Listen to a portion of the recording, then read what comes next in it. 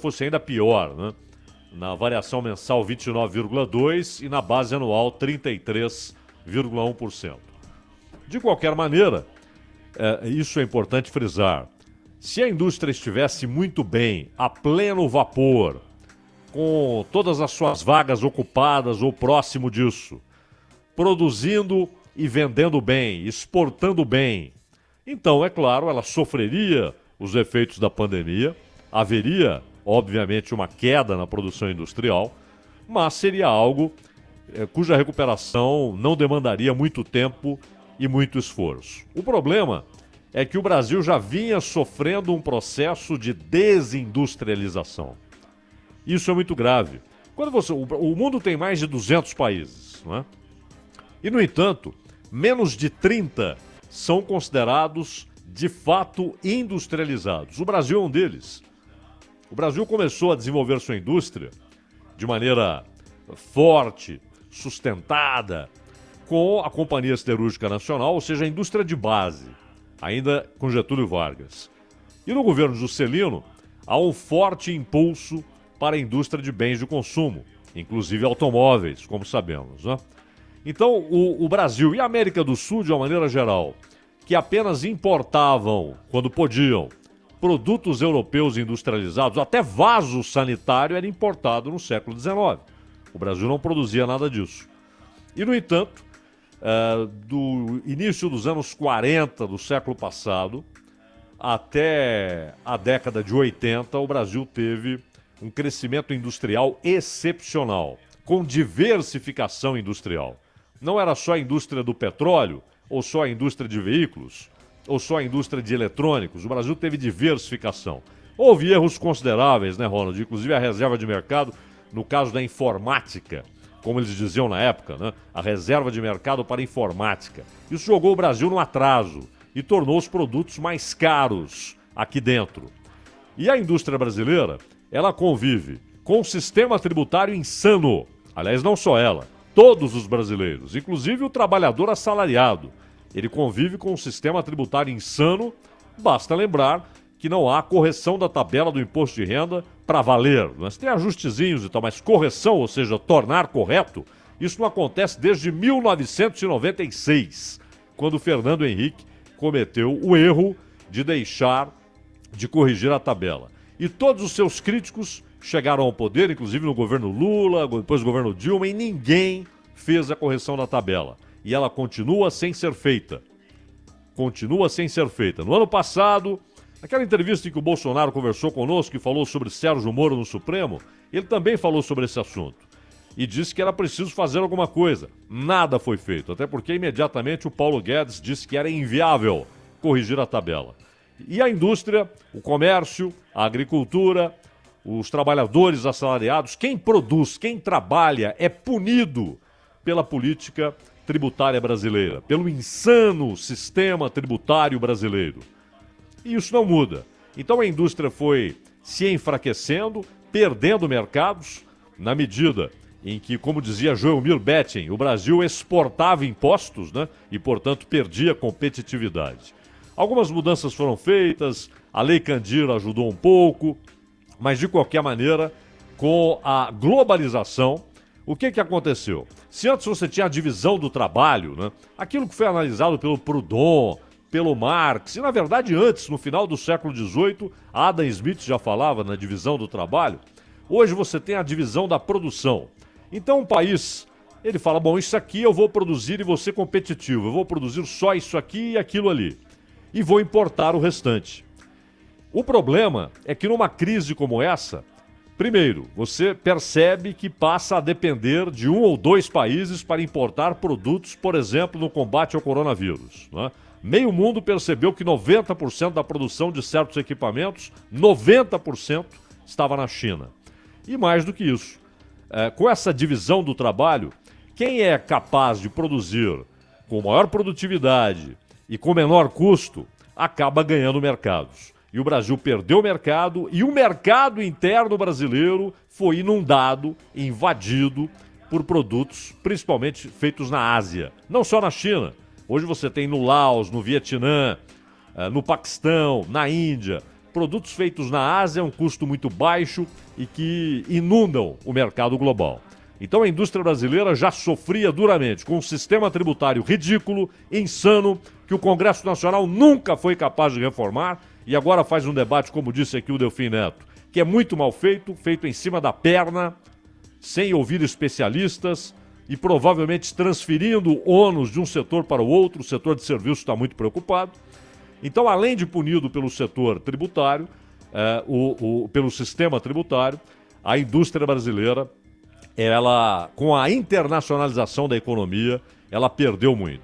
E é num momento de desindustrialização, perigoso momento de desindustrialização, que o Brasil foi atingido pelo coronavírus, pela pandemia do coronavírus, e claro, a indústria sofreu muito. E como é um setor que paga, em média, melhores salários, é muito importante até para a renda média do brasileiro subir e reativar o consumo em algum momento, que a indústria se recupere. Mas não será fácil, Ronald.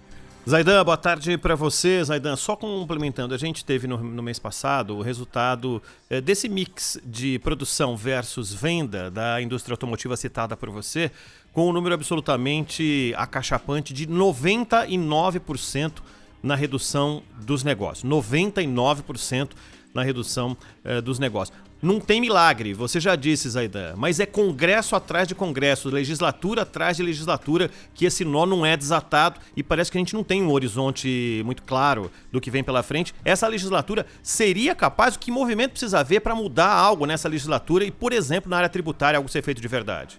Há alguns projetos, né? Há o projeto do Planalto, há um projeto construído no Senado, outro na Câmara, que parece ter mais chances.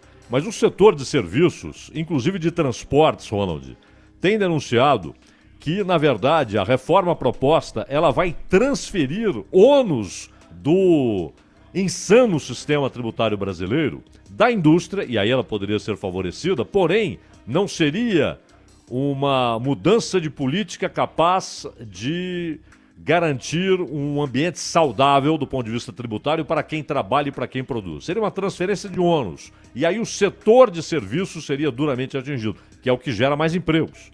Hoje no Brasil, o setor de serviços é disparado o que gera mais empregos. Então, não há a menor dúvida que o debate é ruim. O Delfim Neto, a gente conversou com ele aqui, ele falou, olha, os caras estão fazendo em cima da perna, uma mudança como essa, ela deveria levar 2 anos de debates com tributaristas, gente especializada no assunto, com contribuição daquilo que foi feito em outros países e não simplesmente colocar em cima da perna e começar a ver quem consegue pressionar melhor os parlamentares. O Congresso, que, olha, Ronald, eu me lembro que no governo Sarney se falava da necessidade de uma reforma tributária. Governo Sarney, há mais de 30 anos, não fizeram. A reforma política é a mesma coisa, eles fazem puxadinhos, mas nunca fizeram uma reforma política para valer. Nada que se aproximasse disso. Não é à toa que temos aí 30 partidos e ainda quase o mesmo tanto pronto para ser autorizado a funcionar pelo Tribunal Superior Eleitoral.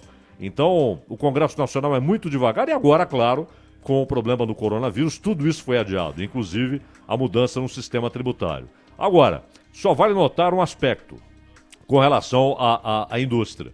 Veja que quando a gente fala em indústria automobilística, antigamente era de fato, nos tempos do Juscelino e depois nos anos 60, 70, 80, indústria automobilística, fábrica de automóveis. Hoje são montadoras, não é? Exatamente por essa divisão da produção global é que você passa a ter, em alguns países, a montagem para aquele mercado e para mercados vizinhos. Por exemplo, a Argentina compra carro brasileiro. O mercado brasileiro é abastecido também com carros produzidos aqui, mas são montados aqui. Grande parte dos componentes do automóvel e dos caminhões, eles são feitos fora do Brasil, exatamente por essa distribuição da produção que foi feita com a internacionalização da economia. Lembrando que o Sarney teve um ano a mais que todo mundo, né? Para poder fazer, porque o Sarney foi o único que teve 5 anos, né? Quase que teve 6. Quase que teve 6. Como o Figueiredo teve 6, o Sarney entendia. Aliás, ele fala que foi uma concessão, que era para ele ter ficado 6, né? E acabou ficando 5, porque foi o Geisel assumiu em fevereiro de 74, foi até 79, portanto 5 anos, e o Figueiredo até 85, 6 anos, né? E o Sarney entendia que ele também tinha direito a 6 anos, né? Mas depois, segundo ele, foi feita uma concessão, um gesto de boa vontade e ficou só 5 anos. Ô Zaidan, nesse cenário, só para colocar mais números, nessa queda de 18,8 na média, a área de metalurgia queda de 28,8, de máquinas e equipamentos 30,8, de bebidas 37,6, de produtos de borracha e de material plástico 25,8, a queda em cada um desses setores. E para também fazer um alerta, maio pode ser pior, né, Zaidan? Porque maio só começou e a pandemia continua deixando a indústria com, digamos assim, abaixada diante dessa situação. E além disso, falta crédito, né? Porque nós ouvimos aqui do setor hoteleiro, setor de panificação, a fábrica de tecidos, a indústria indústria têxtil no Brasil é muito forte, emprega muita gente, e também a Anfávia.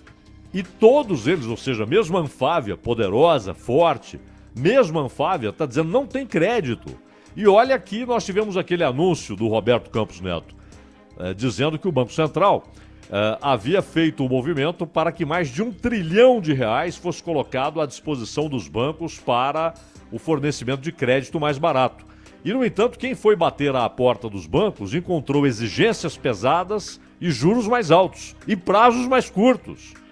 Então você tem o consumo achatadíssimo, né, jogado lá embaixo, e faltando dinheiro, faltando crédito, não tem jeito, despenca mesmo, né, Ronald? É isso aí. Agora 13h16. Você ouve Bandeirantes Acontece.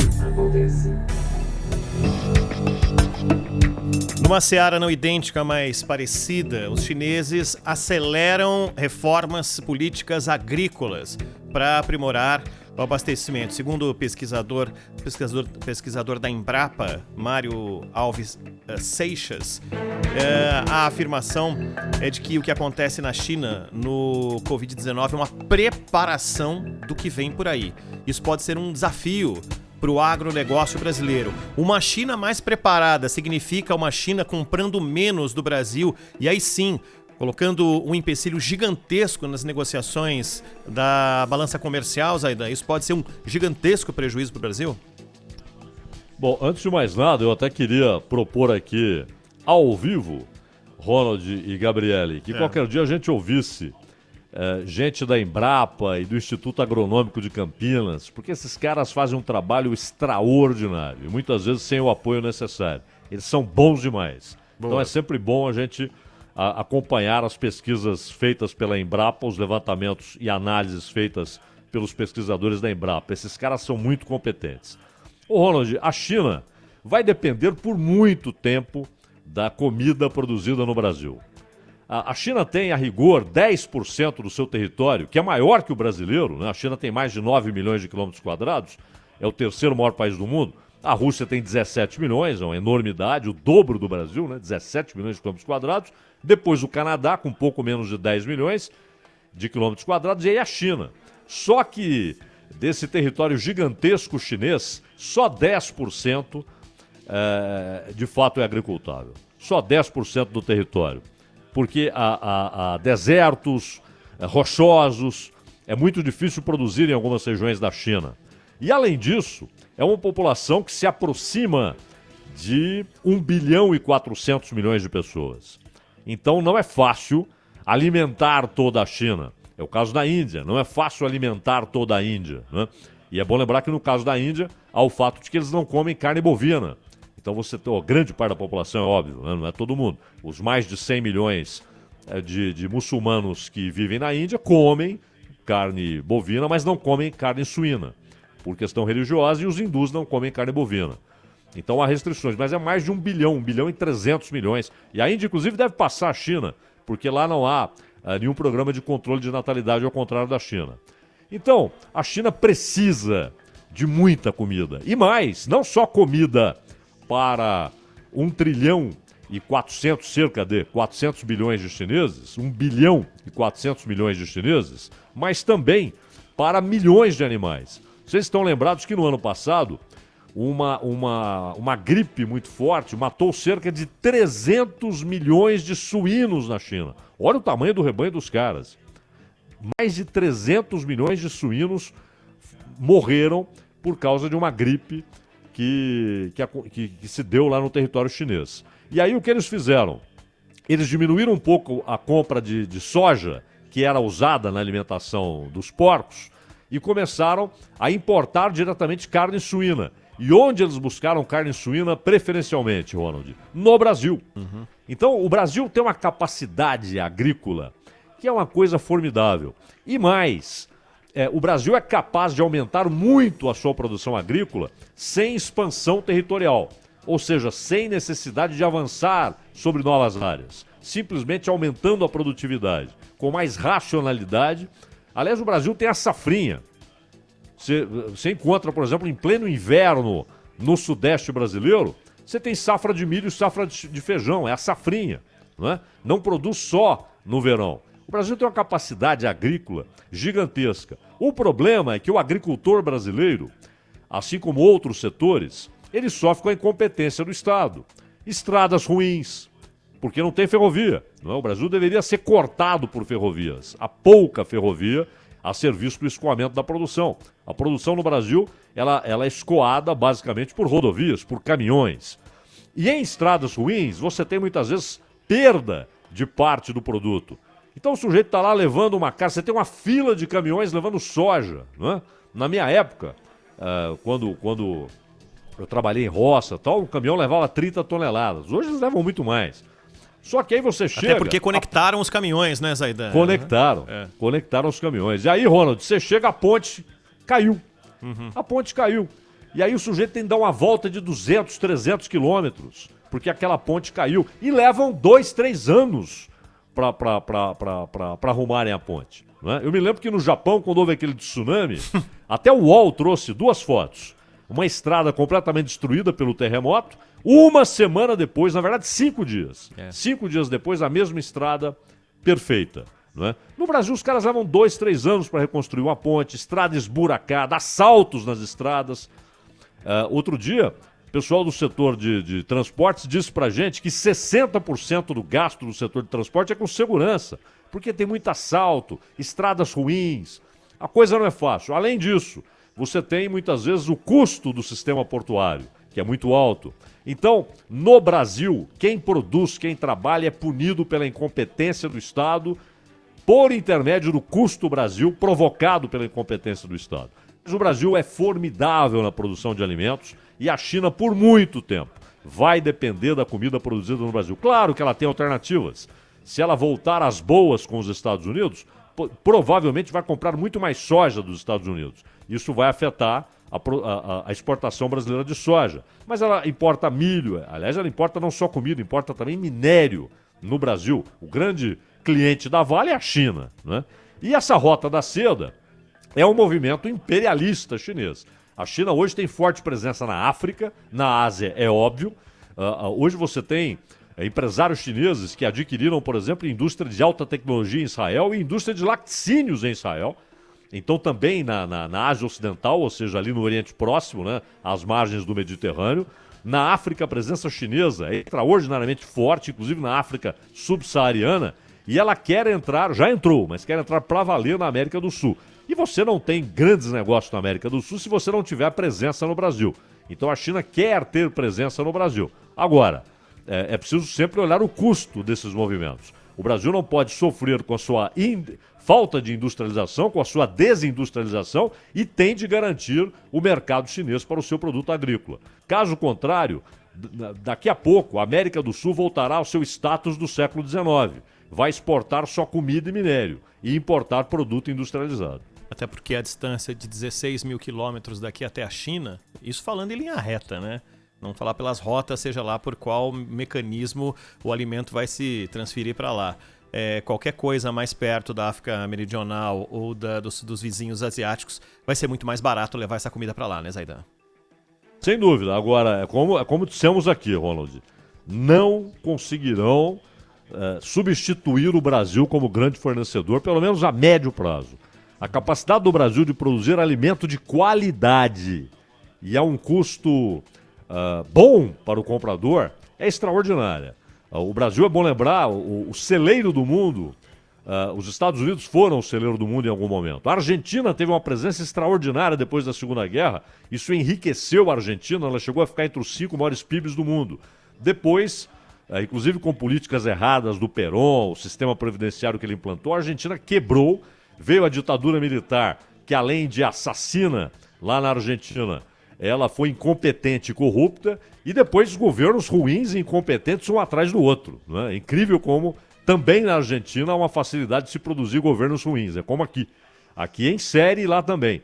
Então, hoje o Brasil é o grande fornecedor de comida para o mundo. Isso não vai mudar tão cedo. E quando você diz para a gente conversar com o pessoal da Embrapa, é sempre importante para eles explicarem porque ano após ano eles podem nos dar subsídios para tentar entender por que a produtividade da agricultura brasileira sobe a cada ano, é tão eficiente por metro quadrado, é uma das mais importantes no mundo, né, Zaidan? Sim, eu me lembro que antigamente Cerrado só dá ali o que é nativo no Cerrado e tal, dá para produzir uma coisinha ou outra. Que nada. Com a saída dos gaúchos, que vieram pro Sudeste, foram também pro Centro-Oeste, Mato Grosso do Sul, Mato Grosso, depois foram pro Norte, levaram tecnologia, levaram um espírito empreendedor. E mais, você pega o Instituto Agronômico de Campinas, eu me lembro, Ronald, que eles desenvolveram uma soja, a IAC8, específica para o Cerrado. Então os caras são muito competentes, tanto no Instituto Agronômico de Campinas quanto na Embrapa, e muitas vezes com pouco recurso, mas são muito competentes, criativos, estudam demais e a agricultura brasileira deve muito a essa gente, viu, Ronald? Esse é o Bandeirantes Acontece. Já mais um tema importante para você. Bandeirantes Acontece. Trânsito. Oferecimento Braspress, a sua transportadora de encomendas em todo o Brasil. Em São Paulo, ligue 2188-9000. E PicPay, baixe o PicPay para pagar e parcelar seus boletos em até 12 vezes. As informações com a Gabriele Guimarães. Boa tarde, Gabi. Boa tarde para você, Ronald, e também para o Zaidan. Agora são 3 horas e 26 minutos. Aconteceu um acidente, uma colisão entre 2 carros na Avenida Elísio Teixeira Leite, número 5000, ali em Pirituba. 3 viaturas do Corpo de Bombeiros foram até o local e 4 vítimas enviadas até o pronto-socorro mais próximo. Infelizmente, uma delas veio a óbito. Se enrolou com as contas? Tudo bem, o PicPay te ajuda. O app foi criado para facilitar a sua vida e mudar a sua relação com os meios de pagamento. Pagar de um jeito simples e eficiente. Com o PicPay, você pode pagar e parcelar seus boletos em até 12 vezes.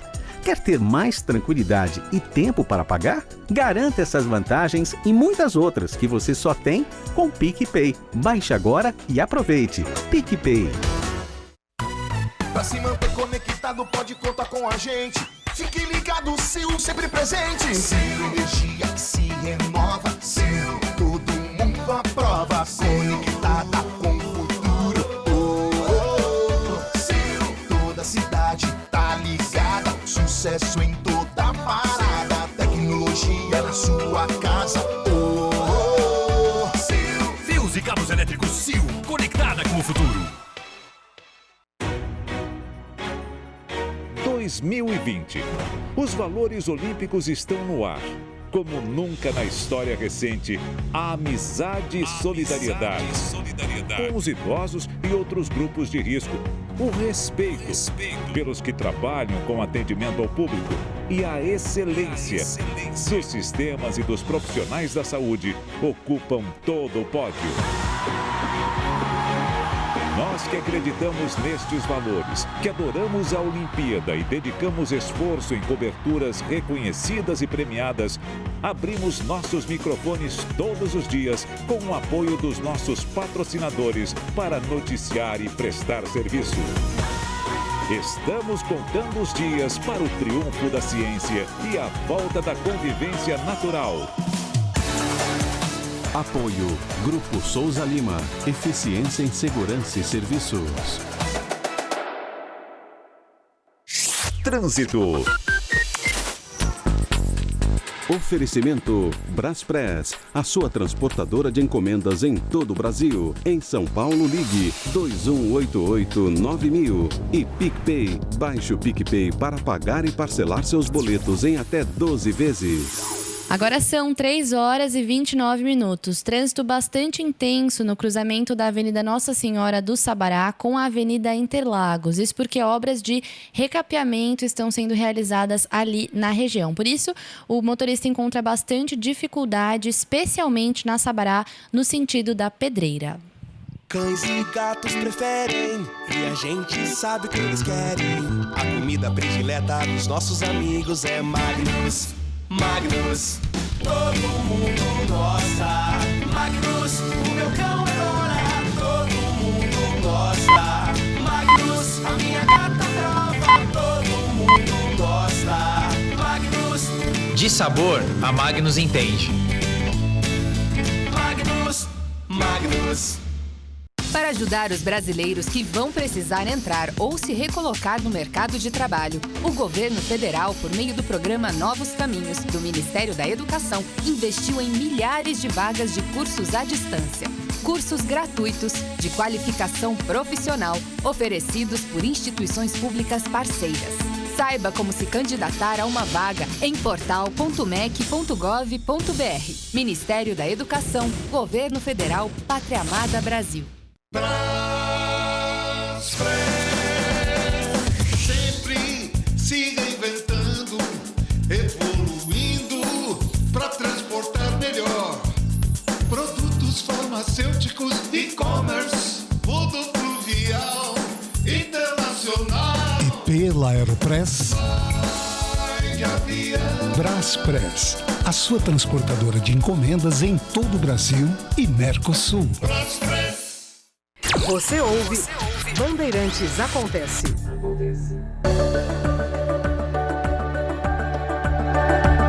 De volta com o Bandeirantes Acontece, na companhia de Cláudio Zaidan. O ministro Celso de Mello mandou recado ao governo. Teve 28 páginas. A decisão do ministro, a história relativa à CPI das fake news e toda essa polêmica, e a história também de pegar ou não pegar o celular do presidente, que Celso de Mello não foi quem pediu. A gente explicou tão bem isso ontem aqui com o Cláudio Zaidan. A Thalita Almeida vai falar lá de Brasília e a gente vai desenvolver esse tema aqui. Ela vai falar sobre a relação do Executivo com o STF e mais informações. Fala, Thalita. O presidente Jair Bolsonaro participou ontem da posse do ministro Alexandre de Moraes no Tribunal Superior Eleitoral. Ele surpreendeu o cerimonial do TSE e aceitou de pronto o convite para acompanhar a cerimônia realizada virtualmente. Foi a primeira vez que os dois estiveram em um mesmo evento após o presidente criticar fortemente o ministro. Alexandre de Moraes foi responsável por determinar a operação no inquérito das fake news contra políticos, empresários e blogueiros, apoiadores de Bolsonaro. Em outro ponto de atrito, o ministro do Supremo barrou a nomeação de Alexandre Ramagem para o comando da Polícia Federal. O presidente não se manifestou na cerimônia do TSE, mas falou bastante no retorno ao Palácio da Alvorada e confirmou a intenção de desmembrar o Ministério da Justiça e Segurança Pública. Existe a possibilidade, a tal da bancada da segurança tem essa intenção, mas se voltar, né, se nós resolvemos partir para isso, talvez eu converse com o capitão Augusto essa semana. Se a gente decidir voltar, já vou dar o nome do ministro antes de começar a tramitar o projeto para evitar especulações. Tá? Tem que ser alguém que entenda do assunto realmente para ser ministro da Segurança Pública. Ontem, o ministro Alexandre de Moraes autorizou o acesso de advogados de pessoas investigadas no inquérito sobre as fake news. De acordo com o magistrado, como o inquérito tramita em segredo, as defesas vão precisar agendar previamente junto ao gabinete um horário para obter a cópia digitalizada das investigações. O Zaidan, Celso de Mello disse no pedido de arquivamento a respeito da apreensão do celular, disse que, mesmo não tendo havido nenhum pedido de verdade, mas ele disse, descumprir ordem judicial é gravíssima transgressão, um pequeno fragmento das 28 páginas desse pedido de arquivamento por parte do Celso de Mello. Zaidan. São duas frentes, né, Ronald? Porque há essa história da investigação sobre notícias falsas, e aí entra Alexandre de Moraes, e há a investigação feita desde as denúncias feitas pelo Sérgio Moro naquele pronunciamento em que ele anunciou que estava saindo do Ministério da Justiça. E aí entra Celso de Mello. Inclusive o episódio dos celulares, ele está ligado à investigação decorrente do que foi falado pelo Sérgio Moro, né? Que acabou, o que foi dito pelo Moro, quando fala em tentativa de interferência na Polícia Federal, obviamente isso acabou produzindo essa investigação. Principalmente pelo fato de que o Moro deu a entender que não era apenas o Bolsonaro dizendo tira esse cara, mas, segundo o Moro, dizendo coloque quem eu falar, porque eu quero alguém próximo, eu quero alguém com quem eu tenha contato, etc. E isso passou a imagem, a ideia de que ele queria informações a respeito de investigações na Polícia Federal. A Polícia Federal ela é ligada ao governo apenas administrativamente, né? Então, salários, planos de carreira, etc., tudo isso é uma incumbência do Ministério da Justiça. Porém, ela trabalha como polícia judiciária. Ela obedece ordens do judiciário, dos juízes, nesse ou naquele caso, e não do governo. Ela está ligada ao governo administrativamente, mas a sua atuação, ela, de acordo com a lei, ela se reporta ao judiciário, ela se reporta ao Ministério Público e, obviamente, ao juiz desse ou daquele caso. Agora, o Sérgio Moro, inclusive, há uma história que vai se tornando estranha, Ronald, porque hoje, inclusive, no jornal O Globo, foi publicada a informação de que a Procuradoria-Geral da República resolveu retomar a negociação para a delação premiada do Tecla Duran. E essa delação havia sido arquivada, essa possibilidade de delação, em 2018. E agora, a PGR, sob comando do Augusto Aras, resolve retomar a negociação com o Tecla Duran e com seus advogados para que ele faça uma delação premiada. É bom lembrar que essa história do Tecla Duran, ela é complicadíssima, né? Porque ele havia denunciado que o amigo do Moro, o Carlos Zuccolotto Júnior, foi sócio da mulher dele, né? Sócio da esposa do Moro, fez uma tentativa de extorsão contra o Tecla Duran. Repito, essa negociação foi arquivada, essa possibilidade de delação foi arquivada em 2018, e o fato do Augusto Aras retomar a negociação foi visto no parlamento e também pelo Moro e pelo seu círculo como uma tentativa de lá na frente inviabilizar uma candidatura de Moro na eleição de 2022. Isso é uma especulação, claro, até porque, eventualmente, seria necessária uma condenação em duas instâncias, na primeira e na segunda instância, ou seja, num órgão colegiado, para que alguém caia na lei da ficha limpa e não possa se candidatar. É a situação, por exemplo, do Lula, né?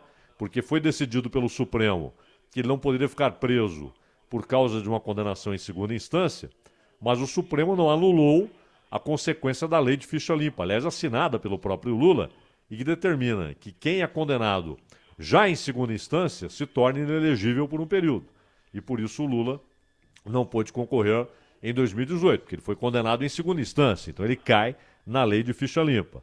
Tanto que a esperança do Lula é anular a condenação em segunda instância. É a única maneira dele voltar a ser candidato.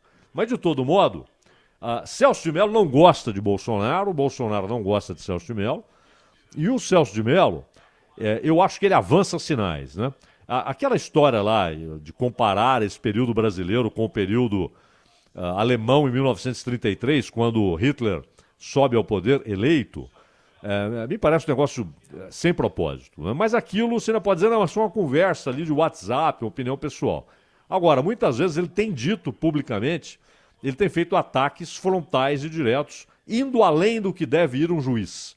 Uma coisa é você opinar, eu opinar, qualquer jornalista opinar, o cidadão na rua opinar. Agora, um juiz com a toga, ele deve ficar preso, limitado aos casos que ele julga, né? E se pronunciar nos autos, Então, muitas vezes ele avança sinais.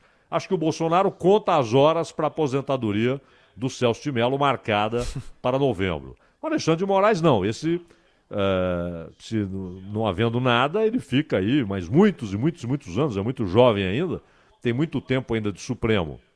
E o Bolsonaro foi à posse dele no TSE, é uma maneira de prestigiar, mas também de levantar uma bandeirinha branca ali, né, Ronald? Mas deu a impressão, Zaidan, de ontem para hoje, que diminuiu um pouco também o clima bélico com Alexandre de Moraes, né? A participação por videoconferência em um evento que ele seria empossado, também no TSE. Isso dá a impressão de uma bandeira branca de ambos os lados aí, ou de percepção de que houve exagero também de ambos os lados? Sim, o problema do Alexandre de Moraes é o inquérito que ele conduz, porque esse inquérito, é claro que nós temos opiniões divergentes aqui e ali, inclusive gente que mudou de opinião, é o caso do ministro da Justiça, que quando era advogado-geral da União, ele disse que o inquérito era constitucional. E agora, com o ministro da Justiça, mudou de opinião. Mas hoje, por exemplo, o Datena conversou com o presidente da OAB. Todo mundo sabe que o presidente da OAB, ele é oposição de primeira hora a Jair Bolsonaro, não é? Ele abomina o governo Bolsonaro. E, no entanto, ele disse que também vê muitos problemas nesse inquérito. Problemas de base constitucional, não é? Afinal de contas, o Supremo pode iniciar e ele mesmo conduzir investigações para crimes cometidos fisicamente no prédio do Supremo. É o que diz o regulamento do Supremo, não é? É o que diz o regulamento interno. Agora, usar esse documento que vale para o funcionamento interno do Supremo para desencadear um inquérito já é um problema. Esse inquérito é constitucional. Segundo, Alexandre de Moraes não foi escolhido por sorteio, foi um dedaço, uma indicação direta do Toffoli. Será você, Alexandre de Moraes, o que também é contestado por muitos juristas. Então esse inquérito tem problemas, né?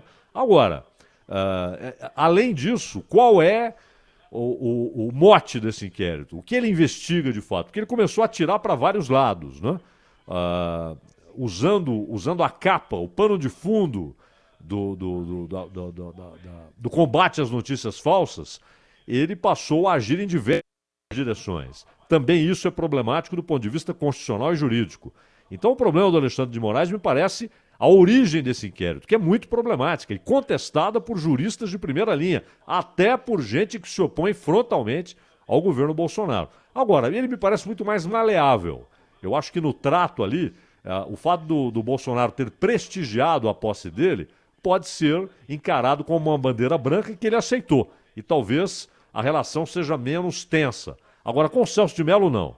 Eu acho que só a aposentadoria do Celso de Mello é que vai tirar esse problema da frente do Bolsonaro, até porque, óbvio, será substituído o Celso de Mello por alguém indicado pelo Bolsonaro, desde que, claro, aprovado pelo Senado.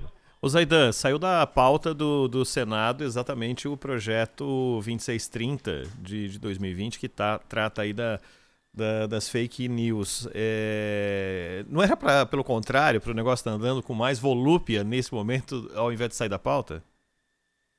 O problema é que esse projeto ele é ruim, pelo menos na minha opinião e na opinião de muita gente, né? Muita gente que contestou a maneira como esse projeto... Primeiro, é bom lembrar que, por exemplo, a lei que trata da internet de maneira geral, o Marco Civil da Internet no Brasil, demandou 5 anos de debate. Nós conversamos aqui com o senador, porque esse projeto tem tripla autoria, né? 2 deputados, inclusive a Tabata Amaral, e um senador, o Alessandro. E o Alessandro disse aqui pra gente o seguinte, foi mais rápido porque agora, com essas discussões virtuais, né, usando computadores e tal, na Câmara, as coisas são muito mais rápidas. Tudo bem, mas 90 dias para 5 anos, não há reunião virtual que explique essa rapidez. Então me parece que eles deveriam ouvir mais antes de bater o martelo, esse é o projeto e vamos votá-lo. Deveriam ter ouvido mais. Ele disse que não há censura, que o projeto não abre margem para censura. Eu perguntei para ele, Ronald, foi até no Bastidores, Falei, mas senador, se alguém escreve assim, digamos que o projeto seja aprovado pelo Senado, esta nova lei, ela estabelece a censura na internet. Digamos que alguém escreva isso. Isso pode ser considerado desinformação e, portanto, pode haver uma ação do provedor para tirar aquilo do ar ou para diminuir o universo daqueles que poderão acessar aquilo. Poderá ser aberta uma investigação com direito de defesa de quem escreveu, porque o projeto prevê isso, direito de defesa. Porém, quem vai dizer se o direito de defesa é bem exercido e se a defesa é convincente ou não é o próprio provedor, que vai ficar um tanto quanto constrangido pela possibilidade de ser punido com multa, caso algo seja considerado, ao fim e ao cabo, seja considerado uma desinformação ou uma notícia falsa. Então eu perguntei para ele, alguém que escreve lá, esta nova lei traz censura, isso não pode ser visto como desinformação? E aquela publicação ser alijada, ou pelo menos ter uma circulação menor, e o provedor com medo de ser punido? Ele falou, não há esse risco, porque aí é opinião, não é uma informação que, na verdade, traz uma desinformação. Mas é uma linha muito tênue entre opinião e informação. Uma opinião pode ser informativa, e aquela opinião pode ser considerada desinformativa e, portanto, entrar naquilo que a lei prevê. Então é um projeto problemático. Combater notícia falsa é fundamental. Notícia falsa é uma coisa ruim, canalha, suja o ambiente, estraga o debate, desinforma ao fim as pessoas, não é? E mente, o que é mais grave, e mente. Agora, a maneira de combater isso é esse projeto? Eu acho que não. Então me parece que o Alcolumbre fez bem em ouvir mais, em escutar mais, inclusive outros senadores, para tentar chegar num texto melhor, Rolando. Ô Zaidan, a gente vai fechar essa hora já, ainda falando de fake news, mas sob a ótica do cidadão. O que o cidadão acha a respeito de regulamentação de rede social, de fake news, entre outras coisas. A gente volta já. Você ouve Bandeirantes Acontece.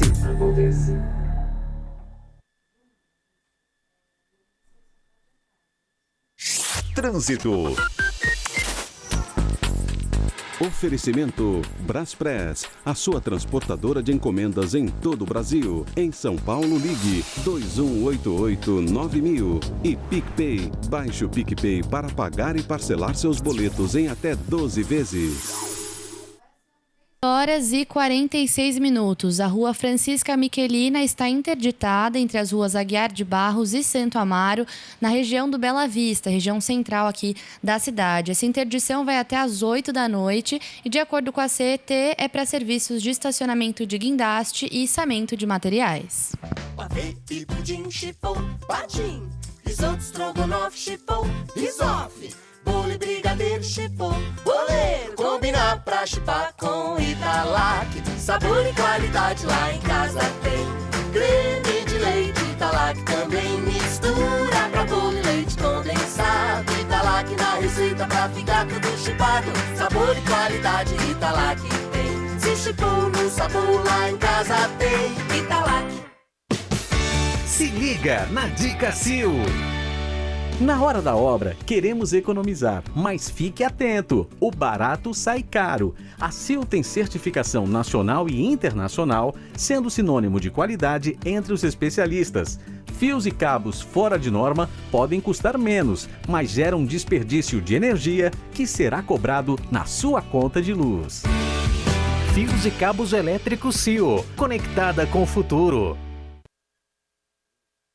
Trânsito.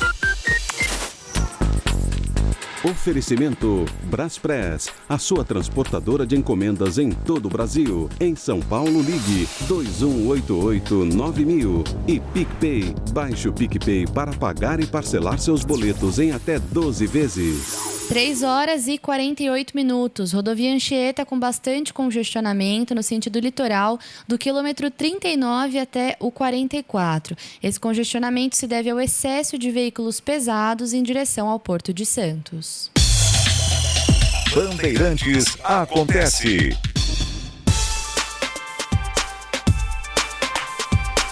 Seguimos falando de fake news aqui no Bandeirantes Acontece. Zaidan, uma pesquisa feita pelo Ibope divulgada ontem mostra que 90% dos eleitores brasileiros, pesquisa com eleitores, apoiam a regulamentação das plataformas de redes sociais para combater fake news. Levantamento feito pelo telefone entre os dias 28 e 30 de maio. Entrevistadas 1.000 pessoas com mais de 16 anos de idade em todos os estados e no Distrito Federal. Margem de erro de 3 pontos percentuais para mais ou para menos, nível de confiança de 95%. O Senado ia votar, não votou, mas a questão mais importante e a resposta mais importante, 90% dos eleitores apoiam qualquer coisa que evite que as fake news seja uma coisa frequente na vida do brasileiro, Zaidan. Pois é, bom, a gente já falou sobre o adiamento do projeto e me parece mais sensato mesmo adiar, porque o projeto tem muitos problemas. Agora, é sempre, toda pesquisa, Ronald, você sabe disso muito bem, depende muito da pergunta que é feita, não é? Muitas vezes a pergunta, ela produz o resultado, a maneira como você faz a pergunta. Então, é claro que se você pergunta para alguém, você é favorável a que haja um controle maior para se evitar notícias falsas? Pô, quem é que é a favor de notícia falsa, a não ser quem se beneficia desse troço, não é? Eu acho que todos nós diremos sim, não é? Que se combata qualquer sistema de notícias falsas. Agora, a grande questão é se essas pessoas que foram entrevistadas por telefone, então é mais uma enquete, né?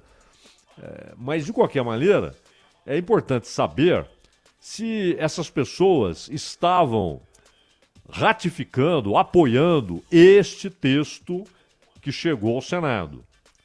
E que tem, na verdade, é um somatório ali do que estava na Câmara, com 2 deputados, e mais esse do Senado.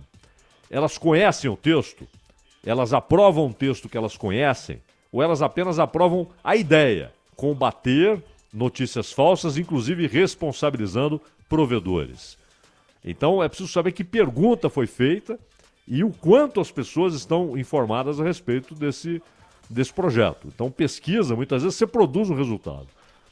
A notícia falsa, o falso testemunho, né, é uma coisa antiquíssima. Muito anterior à imprensa, a Gutenberg, muito anterior à nossa era. Há 3.500 anos, você já encontra lá no texto bíblico, né, nos 10 mandamentos, não darás falso testemunho. Porque o falso testemunho, ele, além do crime em si, porque é uma mentira, né, geralmente ele vai prejudicar alguém injustamente, né, Ronald? Muitas vezes em julgamentos, falsos testemunhos levaram alguém a ser injustamente condenado. E eu cito um exemplo para que não haja qualquer dúvida, né? O próprio Jesus Cristo, quando julgado, houve falso testemunho no julgamento dele. Uhum. Então o falso testemunho é coisa antiquíssima. A mentira para prejudicar alguém, para levar alguém a ser injustamente condenado, é coisa antiquíssima. Só que antigamente, com relação à notícia falsa, Ronald, as pessoas se sentavam ali na calçada, né? Então o vizinho conversando com o outro, e alguém soltava ali um negócio, pô, eu acho que não sei o quê, né? Eu acho que quem matou o Kennedy foram os russos. E aquilo ficava ali, né? Hoje não, o cara joga pro mundo aquela opinião. A questão é a potencialização das opiniões, né? A potencialização. E mais do que isso, né, Ronald? Aqueles que transformaram a notícia falsa num sistema, não é? Então eles sistematizam a notícia falsa como instrumento político. E eleitoral. Isso é muito grave. Então é claro que é preciso ter lei capaz de combater a notícia falsa. Principalmente quando ela ganha uma dimensão dessas e principalmente quando ela interfere no processo político e particularmente no processo eleitoral. É óbvio que tem de haver punição e a lei tem de ser claríssima quanto a isso. Outra coisa é acreditar que esse projeto especificamente é o melhor para que cheguemos ao objetivo. E eu não sei se todos esses ouvidos pelo Ibope leram o texto e o apoiaram ou simplesmente disseram sim a uma ideia, um conceito. Combater notícias falsas. Todo mundo é a favor, ou quase todo mundo. Né? Agora, especificamente, esse projeto teve apoio? Né?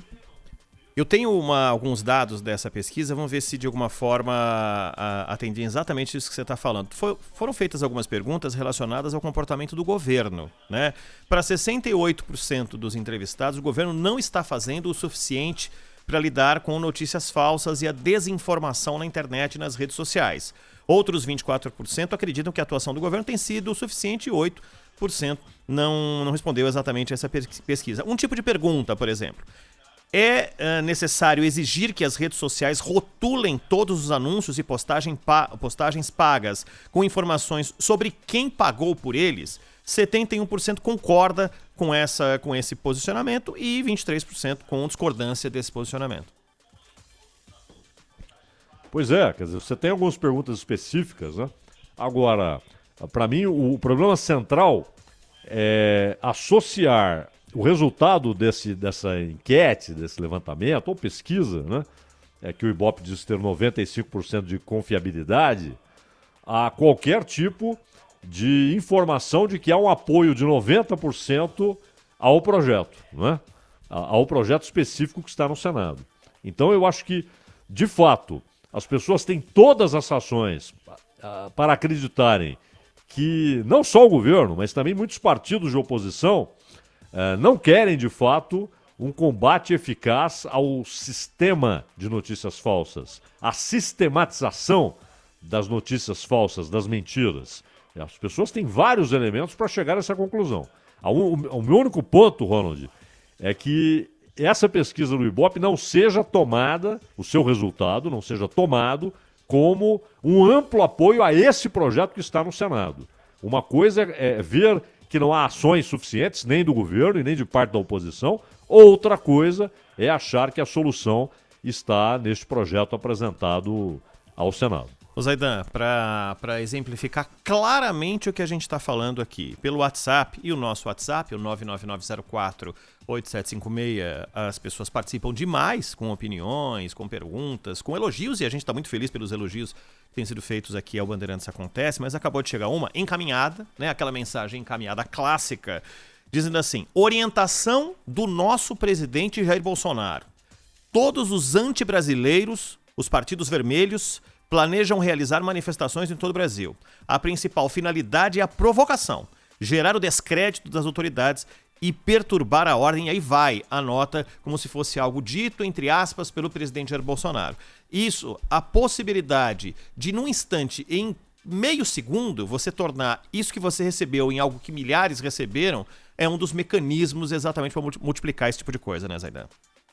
Eu conheço muita gente que recebe qualquer coisa que chega ali pelo WhatsApp como uma informação incontestável, né?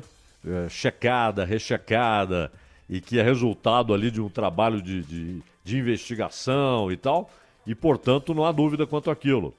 Inocentemente, né? E reproduz, e repassa, etc. Então vira essa rede. Mas na origem há claramente a intenção de espalhar uma mentira, de espalhar uma informação falsa, né? E vale notar, aliás, o que o Bolsonaro falou, nós ouvimos, né? Quer dizer, não foi nem que ele falou e alguém disse que ele falou publicamente, foi o seguinte, que aqueles que o apoiam não devem, neste domingo, fazer o que têm feito costumeiramente, fazer manifestações no domingo para evitar qualquer confronto com outras manifestações que estão marcadas, né? Então a posição dele me parece sensata nesse aspecto, assim como o João Dória acertou quando disse, olha, manifestações contrárias não acontecerão no mesmo dia e lugar, porque claramente será uma situação de potencial confronto que vai exigir intervenção da Polícia Militar com os resultados conhecidos. Foi isso que ele falou, o que o Bolsonaro falou foi isso, né? Essas qualificações todas aí dadas a quem sairá nas ruas no domingo, se é que alguém sairá, já é obra do autor desconhecido, né, mano? E tem aquela, né, Zé, quando você recebe, aí você pergunta pra pessoa assim, mas foi você que descobriu isso aqui? Falando, não fui eu, mas um primo meu tem certeza que é verdade, tem viu, certeza. Zé? Tem certeza. Ou amigo do primo, né? Amigo do primo, do vizinho, e aí vai. Vamos terminar com música, Zaidan? Opa! E hoje é especial.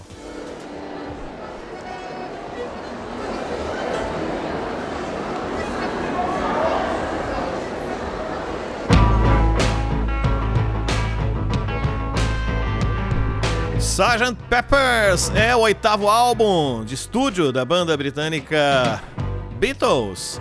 lançada em maio de 67 no Reino Unido, mas ontem completou o aniversário do lançamento do 8º disco dos Beatles, aniversário de lançamento nos Estados Unidos. Claro que se tornou imediatamente um gigantesco sucesso, não é, Zaidan? Esse é histórico, né? É histórico. É claro que tudo que os Beatles fizeram virou um sucesso extraordinário e todos os discos são de antologia. Mas esse é especial, né? É uma auto-ruptura, é o momento que eles mudam de direção, né? Ou consolidam a mudança, que já havia começado lá atrás, talvez com o Revolver e tal. E é um negócio fantástico. Aliás, o Manuel, que tinha me dado um toque ontem, meu filho mais novo aqui, sobre os Beatles, né? E o Ronald falou, vamos botar os Beatles e tal. E eu sei que no final, é claro que isso é subjetivo, né? Mas é que você vai tocar lá no final da segunda hora, pra mim é a melhor música desse disco, Ronald. Aguardemos. Essa que a gente tá tocando, que é exatamente a música que dá nome ao disco, eu não vou dizer qual é, vou dar só uma dica. Essa que a gente tá tocando é a terceira do lado A. Pra quem é jovem tipo a Gabi, ela não sabe o que é lado A e lado B, né? Porque o disco tinha dois lados. Só tem um lado não agora, tinha, né? Você não baixava lado A e lado B, né? E pra terminar, nós vamos terminar o programa de hoje com a sexta do lado B, tá? Isso. Mas pra quem conhece vai saber qual que a gente vai tocar, mas é só depois, viu, Zaidan? Claro. Só depois, só daqui 1 hora mais ou menos. É isso aí, a gente volta já com a segunda hora do Acontece.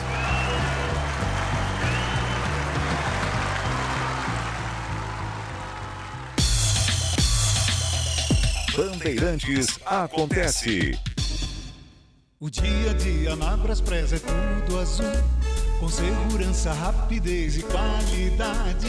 No Brasil de leste a oeste, norte a sul, tem sempre um caminhão azul Braspress na sua cidade. Tarifas na medida e pronto atendimento.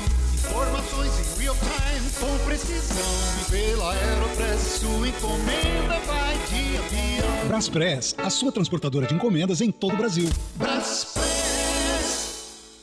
Doe para o Fundo Emergencial para a Saúde Coronavírus Brasil e contribua para entidades que estão na linha de frente do combate à pandemia, como a Fiocruz, a Santa Casa de São Paulo e a Comunitas. www.bsocial.com.br/Fundo Saúde. É uma forma rápida, fácil e confiável de fazer com que os recursos cheguem a quem precisa. Esta é uma iniciativa do IDES, Bem Maior, B Social. Apoio Instituto Bandeirantes. Você ouve Bandeirantes Acontece. Acontece aqui. A análise das notícias mais importantes do dia. Agora, lá vem o comentário, a opinião de Milton Neves. Tudo bem, Milton?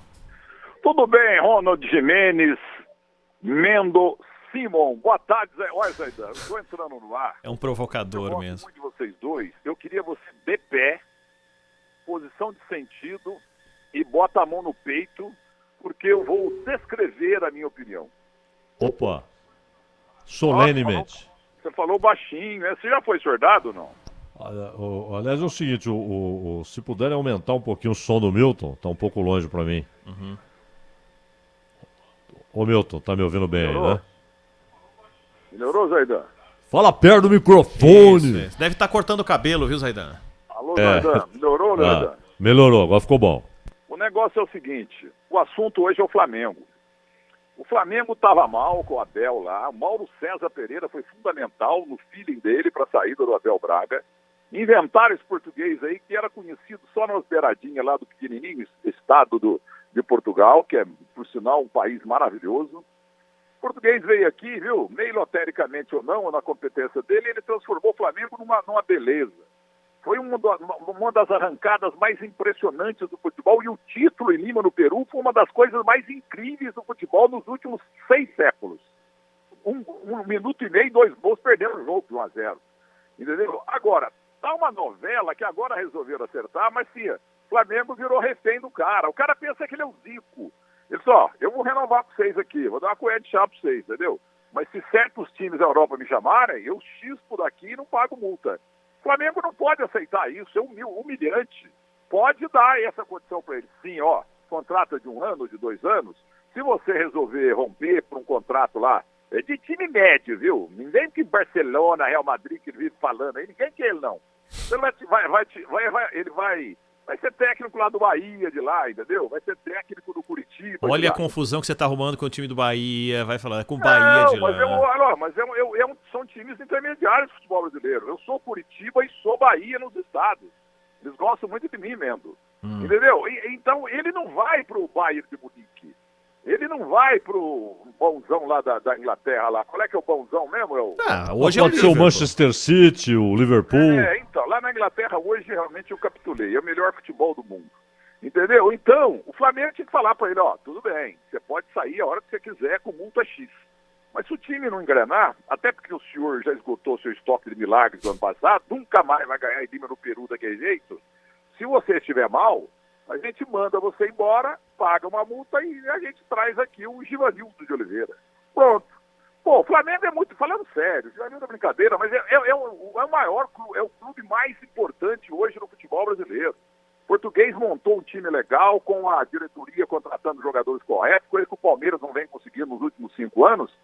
E agora o Flamengo, bem chulamente falando, abre as pernas aí para que o cara faça o que quiser. Eu vou ficar aqui, eu vou quebrar o gás de vocês. Agora, se eu tiver uma proposta lá, sabe? E aí eu vou. Vai tomar banho na soda. Só pra te lembrar que nos últimos 5 anos o Palmeiras foi bicampeão brasileiro, 2 títulos nacionais, o Campeonato Brasileiro, e mais outro nacional, a Copa do Brasil, tá? Em cima do Santos. Não sei se você lembra, só pra fazer. Como é que é? Qual o título dele? 2 brasileiros, o Palmeiras não tem conseguido nada. 2 títulos brasileiros e um da Copa do Brasil. Tá? Não, o Palmeiras ou o Flamengo? Palmeiras, é que você falou que o Palmeiras não tem conseguido nada, né? O Palmeiras tem um elenco, ganhou isso em cima, tinha que ter ganho 7 vezes mais pelo elenco que tem. E com o Luxemburgo vai ganhar agora, entendeu? Então vem cá, ô Português, gente boa, faz o contrato até o fim, ou então com multa dos 2 lados, entendeu? Ou então vai embora, ou faz ou desocupa a moita. Desocupa a moita. E eu lembro, o Milton. O glorioso Candinho Souto Maior, pô, entendeu? Vamos parar com isso. O Flamengo tá com medo do Português. E eu lembro o seguinte, o Tele Santana, no São Paulo, o Tele fez contrato sem multa. Falou, se eu quiser sair, eu não pago multa, se vocês quiserem mandar embora, não precisam pagar multa. E porque essa história, assim, é claro que o trabalho dele foi brilhante. O que fez o Jorge Jesus no Flamengo é brilhante, é histórico, isso é indiscutível. Agora, eu concordo com você. Não tem esse negócio de, mas se chegar o Barcelona, se chegar o Real Madrid, se chegar o Bayern, aí tem de me liberar. O Flamengo não tem de se sujeitar a isso. Olha, é o seguinte, você pode sair a hora que você quiser, só você pagar a multa que está no contrato. Ou então fazemos um contrato sem multa, como o Tele fazia. E para completar, Zaidan, é o seguinte, o Português está sendo muito mal agradecido. Porque ele era o quê? Um técnico nota 3,21 lá na Europa, estava desempregado. O Flamengo traz, e sabe, merecido, lotéricamente, a coisa em Cujuminou, como a gente fala, né, Muzambinho. Deu certo, uma coisa monumental. Só faltou ganhar o Mundial de Clube lá, né? Agora ele pensa que já é Rinos Vítios. E você é o seguinte... Guardiola. Oliveira, já pensa que é, sabe, o Celso Rotti. Para com isso. Lá em Muzambinho a gente resolve assim, ou faz ou desocupa a moita. Tá bom, Português? Um abraço pra vocês. É o seguinte, o Milton falou que torce pro Coritiba e pro Bahia. Na Alemanha, Ronald, ele torce pro Fortuna Düsseldorf. Que tá em grande fase, né? E a Fortuna tá diminuída bonita aí. Uma força hoje tá bem. Um abraço. Tchau, Milton. Tchau. 4:08 agora. O Zaidan, aconteceu só no Brasil, viu, para acontecer essas coisas. Houve hoje a oficialização de um ministro na interinidade. Ele foi oficializado como interino. Vamos lembrar só o que disse o ministro das...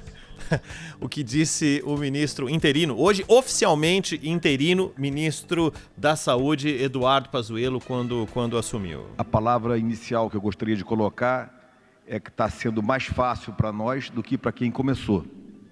É mais fácil porque as informações se tornam mais precisas, é mais fácil porque nós passamos a compreender melhor como funciona a contaminação, não só a contaminação pelo coronavírus e os seus resultados, como o planejamento para o combate ao coronavírus e seu resultado, esse planejamento precisa ser não linear. Não linear. E isso é a primeira premissa do que nós temos que pensar. Ô Zaidan, Eduardo Pazuello foi colocado no Ministério da Saúde não por ser um conhecedor profundo da pasta ou por ser um técnico, mas por ser um gestor. Queriam que ele fizesse gestão apenas. Se era um gestor no começo, é um gestor hoje, será um gestor também amanhã. Por que ele não é oficializado como ministro de fato do Ministério da Saúde, hein, Zaidan? Exato. Eu acho que pelo menos acabaria essa história de quem vai ser o ministro da Saúde, porque oficializar como interino é uma contradição em si, né? Uma contradição conceitual, né? De qualquer maneira, eu me lembro, Ronald, a gente falou de futebol há pouco, eu me lembro de um amigo nosso que dizia o seguinte: todo treinador de futebol é interino, não é? Então, porque às vezes fala, o técnico interino, fala, todos são interinos, porque o resultado é que determina se ele fica ou não. E ministro de Estado é a mesma coisa. É bom lembrar que no começo do governo Bolsonaro havia 2 ministros que eram considerados indemissíveis. O Paulo Guedes, aquela história de posto Ipiranga, que veio desde a campanha, e Sérgio Moro, não é? E o Moro já saiu. Na verdade, começou a ter atrito já no primeiro mês com o ministro da Justiça. Então, todo ministro é interino, não é? É claro que o ministro da Saúde não precisa ser médico. O Zé Serra foi ministro da Saúde, nunca foi médico na vida. Aliás, eu me lembro que uma vez o Zé Serra criticou o Filipão, antes do Filipão ganhar a Libertadores. Esse cara não tem o estilo da academia, né? Ele não tem estilo da academia. O Palmeiras é um time clássico. E esse estilo do Filipão, ele pode ser um grande treinador, não tenho dúvida disso, mas não tem a ver com o Palmeiras. E aí o Filipão falou, ele que cuida do Ministério da Saúde, que está muito mal, né? O Filipão deu aquela filipada, né, em cima do Serra. E é normal você ter, o cara precisa ser um bom administrador, né? E ter, claro, uma equipe, aí sim, de especialistas, de médicos em várias áreas, de pediatria a epidemiologia. Ele não precisa ser um médico. O importante é definir, é esse cara e ele vai nessa direção, e ele vai contar com tais e tais colaboradores. Agora, oficializar interino, aí não faz sentido nenhum, né, Ronald? Faz sentido, Zaidan. O Zaidan, o Brasil hoje, com interino ou sem interino, deve passar das 32 mil mortes, né? E ontem o presidente Jair Bolsonaro acabou falando sobre... Aliás, foi nessa manhã. Daquelas coisas que saem, né? Quando pergunta pro presidente e tal, e ele mandou uma daquelas que é o destino morrer, é o destino de... Aliás, tem ele falando aqui, né? Tem o presidente Bolsonaro, vamos ouvi-lo. Para os enlutados, que são inúmeros, o que você diz? Lamenta todos os mortos, mas é o destino de todo mundo. Todo mundo vai morrer. E será que quem está perto do presidente não entende que esse tipo de frase não ajuda em nada as pessoas que estão extremamente preocupadas com... Ontem, por exemplo, nós tivemos um recorde no número de mortos, passamos de 1.200 mortos em apenas um dia. Falta o quê, Zaidan? Ninguém controla isso. Isso é realmente incontrolável? Eu acho que pode ser, desde que haja alguém que diga a verdade. Que chegou, essas declarações só atrapalham, não é? Agora, parece que muitas vezes o governante gosta de ter ao seu redor aqueles que aplaudem e dizem, nossa, maravilhoso, o senhor está certo, está sempre certo e tal. Os melhores amigos são aqueles que dizem, você está errado nisso aqui, né? Não faça isso, vá por outro caminho, né? Agora, o trágico disso tudo é que mais de 30 mil pessoas morreram no Brasil em 2 meses, né? E me parece, inclusive, que aqueles que já estavam anunciando flexibilizações, etc., precisam saber se estão indo na direção certa, porque muitas vezes o Dória, por exemplo, fala que se baseia só na ciência, não é? Então, ele está se baseando em informações científicas, críveis, se não incontestáveis, né? Porque a ciência muitas vezes ela faz revisões e muitas vezes a ciência desmente a ciência. Uma conclusão científica, 2 anos depois, é derrubada por outra descoberta que falou que lá não tinha nada a ver. Isso aconteceu várias vezes. Esse carimbo ciência não significa verdade, significa um estudo que deve ser respeitado, porque teve um método, etc., analisou hipóteses, fez as experiências adequadas para chegar a uma conclusão, para estabelecer uma teoria que pode ser derrubada depois. Então não é, a palavra ciência não significa incontestável, pode ser contestado depois. Mas o Dória, por exemplo, fala, não, eu só me baseio na ciência, não é? Então eu quero saber se esses passos que estão sendo dados, se eles têm esse carimbo que dá segurança aos passos. Porque são números... Ontem foi recorde, né, Ronald? Ontem, mais de 1.200 casos. Mais de 1.200 casos. Casos os números de óbitos, na verdade, né? De óbitos. Exatamente. De óbitos, né? 1.200 mortos por conta do coronavírus. É claro que não todos morreram ontem, não. É que você tem resultados de análise que chegam, mas isso também indica que lá atrás houve dias em que o número de óbitos anunciado era menor do que o real. Né? O importante é que você tem aí mais de 32 mil mortos por conta de um vírus em 2 meses. Então, me parece que tem muita gente batendo cabeça. O Supremo decidiu, não, prefeitos e governadores com total autonomia para decidir o que é melhor para a sua região, para a sua cidade, para o seu estado. E a gente vê cidades vizinhas com políticas antagônicas e as pessoas sem saber quem está com a razão, quem está indo no caminho certo, todo mundo tateando no escuro. Então, eu não sei se é o momento de mudar aquilo que havia sido adotado antes. Acho que talvez tenham escolhido um momento mais, ou menos indicado, mais perigoso para se adotar algumas decisões. Agora, claro, sempre analisando região por região, aqui dá para flexibilizar, aqui dá para abrir o comércio, aqui não dá para abrir, aqui só o essencial, como estava antes. É preciso, mas sempre com base nas informações e não por pressão. Porque político é muito sensível à pressão. E às vezes eles tomam decisões que são resultado de pressão desse ou daquele setor e dizem que a decisão tem base científica. Né? Lá no alto, na parte mais fria da Europa, o governo da Suécia, que tinha sido citada como exemplo, mas completamente de maneira errática, o presidente não tinha informação para citar a Suécia como exemplo, mas o governo, pela segunda vez em 2 meses, diz que errou no combate à Covid-19, porque tentou um confinamento mais brando, tudo mais tal, e daqueles países a Suécia é o pior desempenho, e não é uma questão econômica, né, Zaidan? É uma questão apenas de que procedimento adotar durante a pandemia, né? A Suécia tem cerca de 10 milhões de habitantes, então a comparação deve ser, até para que se observe clima, organização cultural, modo de pensamento, estrutura social. Compare com Dinamarca, Noruega, que é o mais próspero deles todos, né? Até porque tem muito petróleo, e Finlândia. Quando você faz essa comparação, você nota que percentualmente os números da Suécia são maiores. Né? A Suécia tem tido um número de mortos, observando ali na perspectiva relativizada, ou seja, pelo número de habitantes. Ela tem uma situação pior do que a dos seus vizinhos.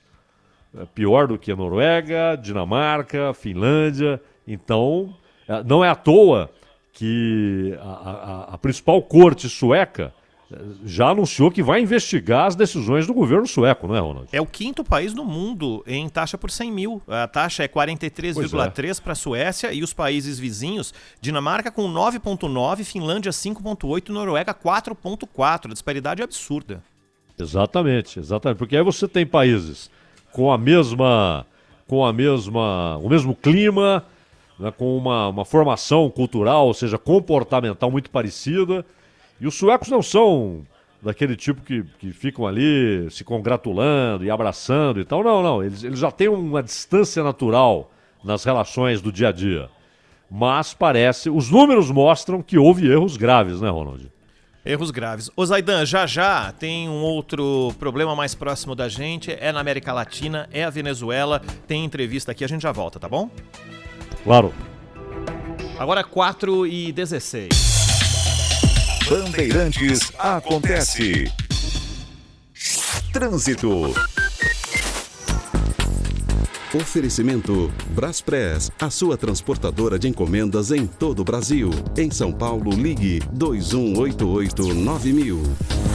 Agora são 4 horas e 19 minutos. Aconteceu um acidente entre um carro e uma moto na Avenida Interlagos, número 1500, ali na região de Campo Grande. Uma viatura do Corpo de Bombeiros foi enviada até o local e uma vítima foi socorrida e enviada ao pronto-socorro mais próximo.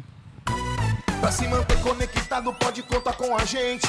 Fique ligado, Sil, sempre presente. Sil, energia que se renova. Sil, todo mundo aprova. Conectada com o futuro. Oh, oh, oh. Sil, toda cidade tá ligada. Sucesso em toda parada. Tecnologia na sua casa. Oh, oh, oh. Sil. Fios e cabos elétricos Sil, conectada com o futuro.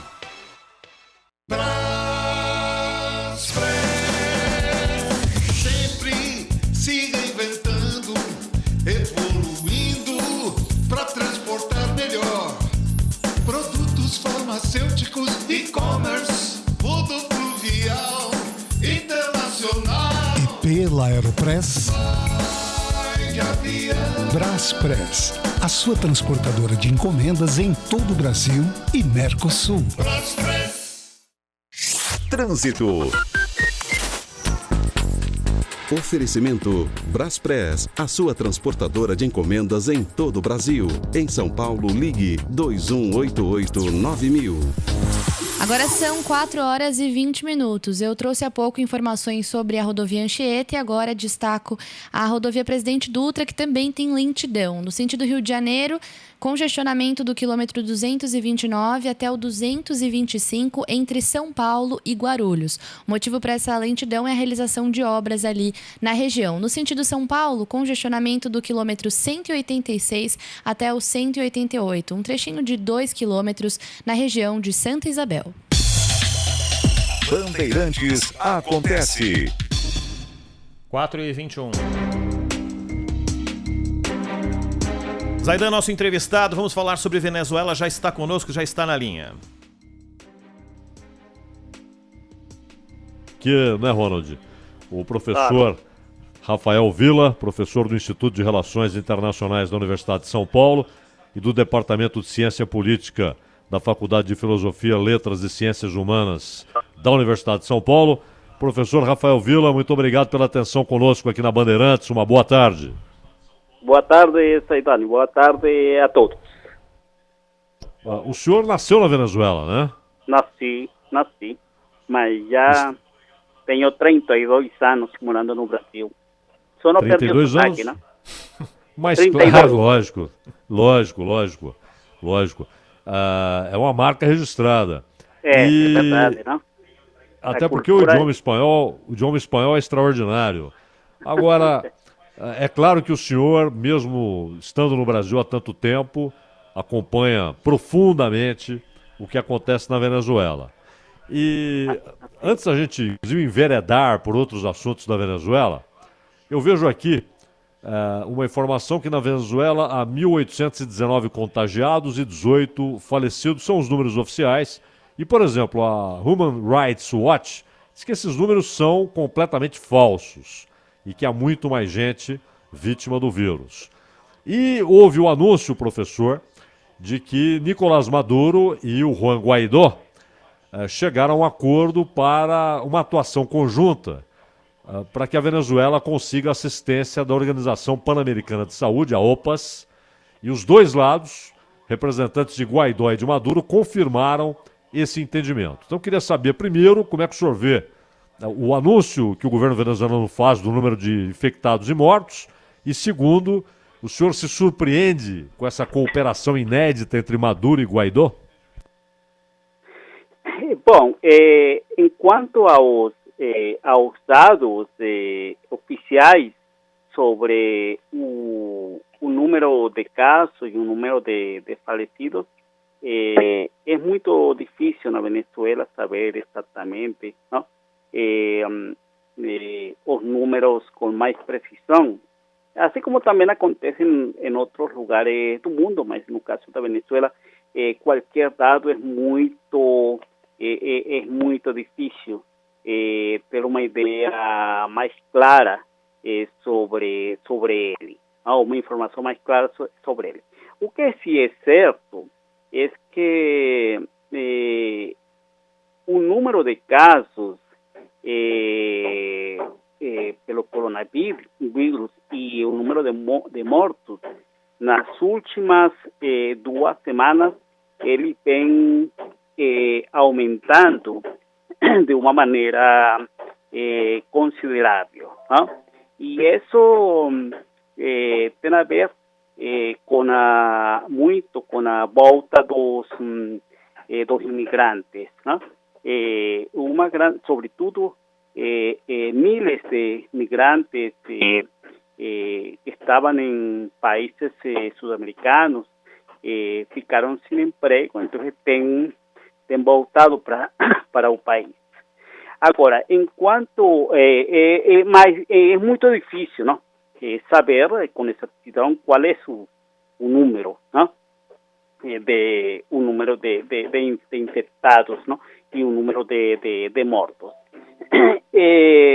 Pelas informações que eu tenho, que recolho através de familiares, amigos na Venezuela, certamente esse número é bem maior, não, que aquilo que diz o governo, que aquilo que dizem os números oficiais, não? No entanto, o governo, ele até agora, até pelo menos 2 semanas atrás, havia administrado relativamente bem a crise, não? Porque contou também com a ajuda da China, não? Dos aliados de Nicolás Maduro. Então, nem seriam tantos casos, não? Como afirma a oposição, mas também não seriam tão poucos, não? Apenas não chegariam nem a 20 mortos, não? Atualmente, nem seriam tão poucos como afirma o governo venezuelano, não? Quanto ao acordo da ajuda da Organização Pan-Americana da Saúde, assim, é um acordo entre ambas partes, entre o governo de Maduro e o Guaidó, não? A oposição de Guaidó, não? E é uma situação que não estava muito prevista, um pouco surpreendente, porque faz muito pouco tempo tanto governo como oposição não chegavam a nenhum acordo mínimo. E eu penso que talvez isso se deva, não, a que tanto a população tanto no caso do governo como no caso de Guaidó avaliam como muito negativa, não? A posição e a gestão da pandemia por ambos setores, não?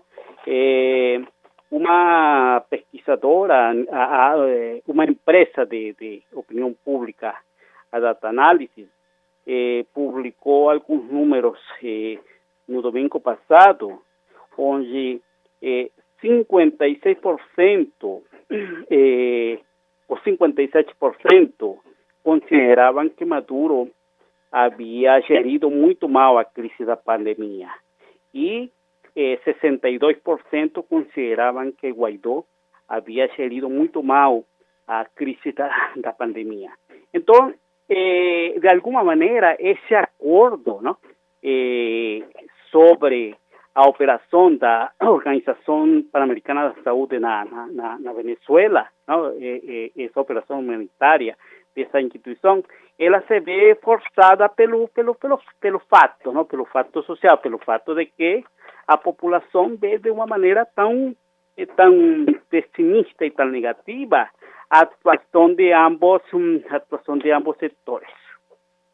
Professor Rafael Villa, falando um pouco e no meio da pandemia, citada aí em toda a sua explanação, o ministro Luiz Roberto Barroso, se não fosse ele, do STF, o corpo diplomático venezuelano com os familiares teriam tido que voltar para a Venezuela, teriam saído do Brasil por uma decisão do governo brasileiro, só não saíram por uma decisão do ministro do STF. Como é que o senhor observou esse movimento e esse posicionamento do governo brasileiro da vontade de que o corpo diplomático da Venezuela deixasse o país no meio da pandemia?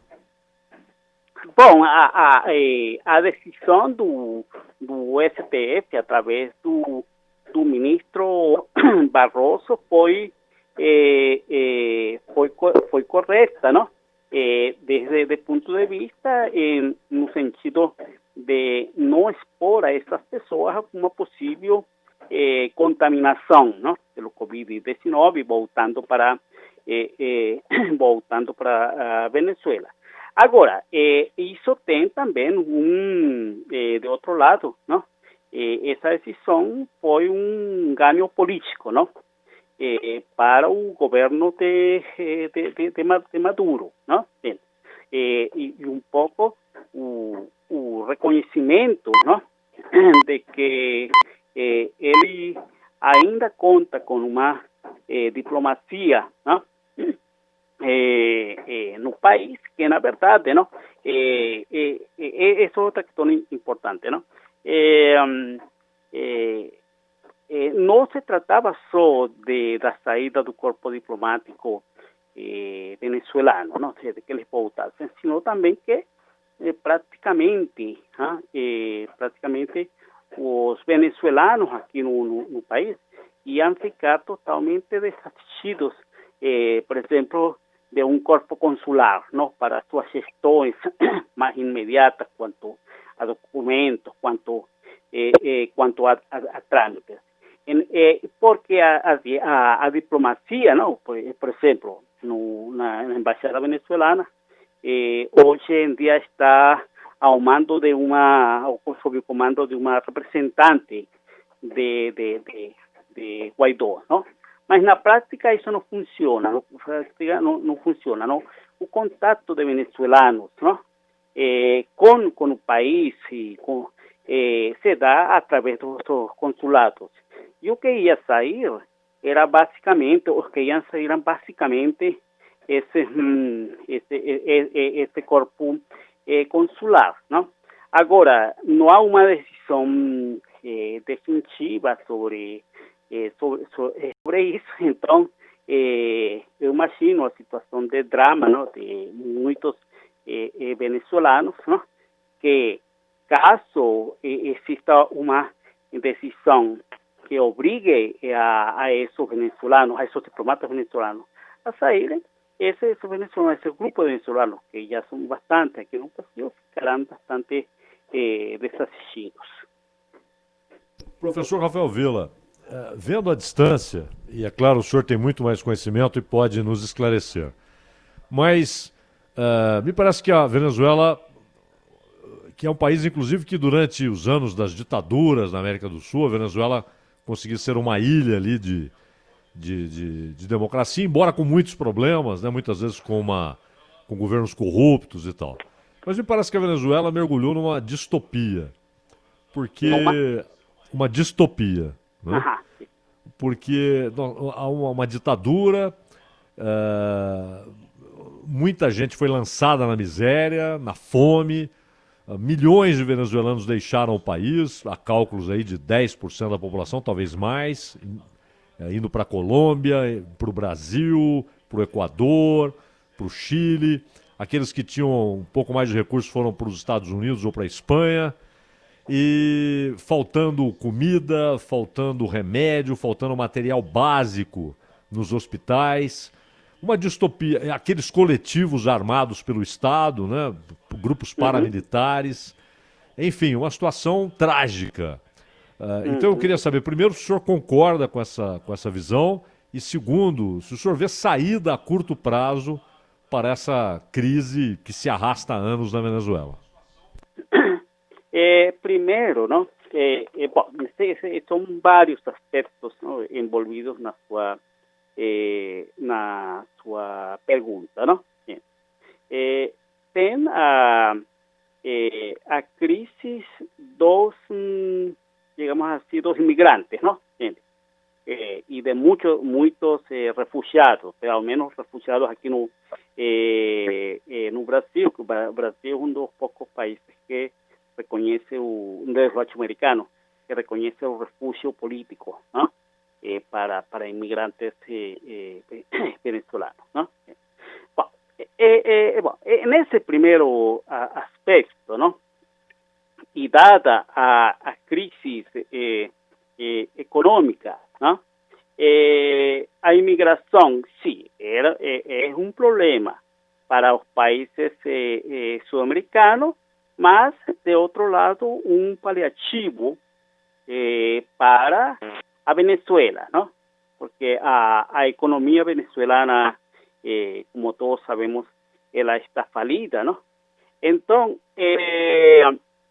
as remessas de venezolanos no exterior, sobre todo as remessas de venezolanos em Sudamérica, passou a ser uma forma bastante importante, ¿no? De ingressos para muitas famílias na Venezuela, ¿no? Perdendo o emprego, essas pessoas e tem voltado muita pessoa neste momento, nos últimos mês e meio voltou muita pessoa para Venezuela, ¿no? O país deixa de receber, ¿no? O país deixa de receber essas remessas em um país onde o salário mínimo medido em termos de dólares de aproximadamente 4 ou 5 dólares, ¿no? Onde um profissional liberal, ¿no? Um professor universitário, por exemplo, ele ganha 8 dólares ao mês, ¿no? E em uma situação, ¿no? Em que as exportações petroleiras, por causa tanto da desinversão, ¿no? A pouca inversão nos últimos 15 anos na indústria petroleira, e agora também, ¿no? Reforçado pelo bloqueio americano, forte bloqueio americano, ¿no?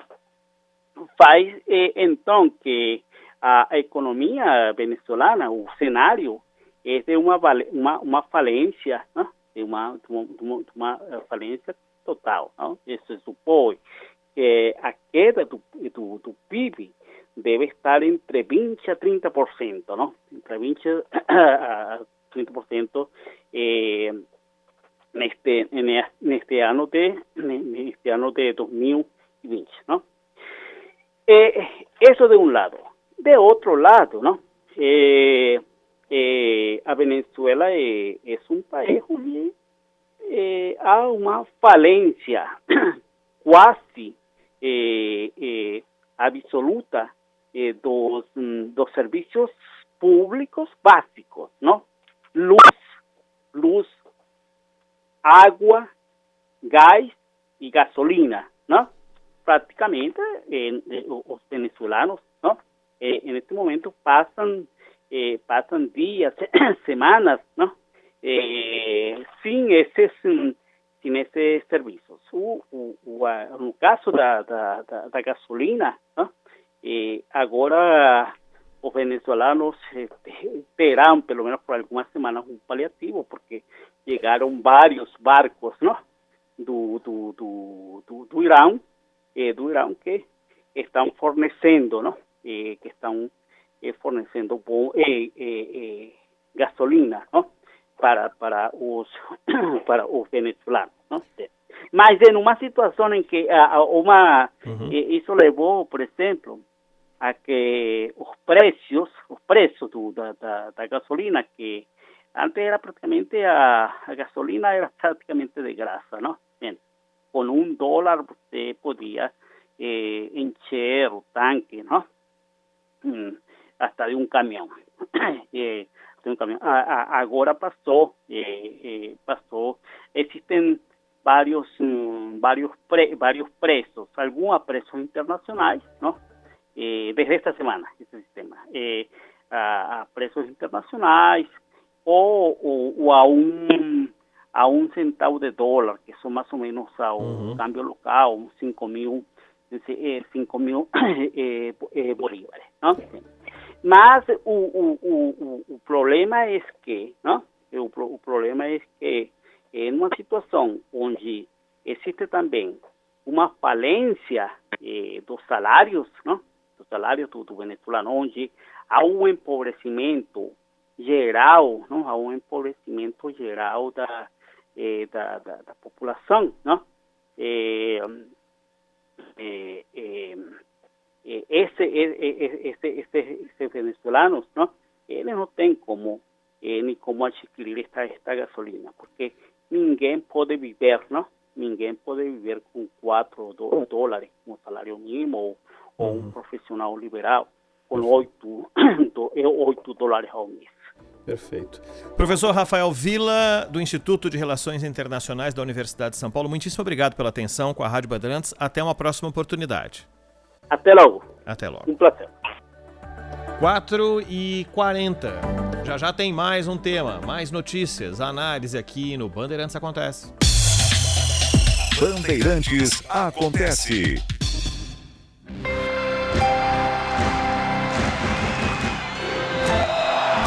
Na Trilha do Pódio, com Elias Júnior. Oferecimento Grupo Souza Lima. Eficiência em Segurança e Serviços. Esta é a sua Rádio Bandeirantes. Este é o seu Na Trilha do Pódio, no rumo do tênis. O tênis que está parado, o tênis que é uma das modalidades que com certeza tenderá a chegar mais tarde do que as outras, porque a Associação dos Tenistas Profissionais, ela não demonstra muita rapidez nesta volta, principalmente porque é um organismo comandado pelos tenistas. Agora, de qualquer maneira, é importante que a gente tenha a ideia de que a nossa dupla, uma dupla que provavelmente será formada por Marcelo Melo e por Bruno Soares, é uma dupla que segue firme e candidata à medalha olímpica em Tóquio 2021. Conversei bastante com o Marcelo Melo, ele acaba de passar 2 meses em Saddlebrook, lá na Flórida, nos Estados Unidos, fazendo muitos treinamentos com bons jogadores do nível de Alexander Zverev, por exemplo, e por conta deste bom treinamento, o nosso Marcelo se sente em ótimas condições e assim que o tênis voltar, claro, ele tem uma tendência de voltar à frente da maioria. Este, sem dúvida, é um ótimo sinal. Só lembrando, a nossa dupla poderá ter Marcelo Melo e Bruno Soares, mas poderá também ter Marcelo Demoliné, que corre por fora. O Grupo Souza Lima, como prestadora de serviços essenciais em segurança, limpeza e outros facilities, informa que vem mantendo todas as suas operações e os empregos dos seus mais de 20 mil colaboradores. Está empenhado em ajudar o país a enfrentar essa crise e oferece diversos serviços de segurança e limpeza exclusivos, inclusive soluções de higienização técnica e reforço de segurança para condomínios e empresas de diversos portes e segmentos. Grupo Souza Lima, conte com a gente sempre. Se enrolou com as contas? Tudo bem, o PicPay te ajuda.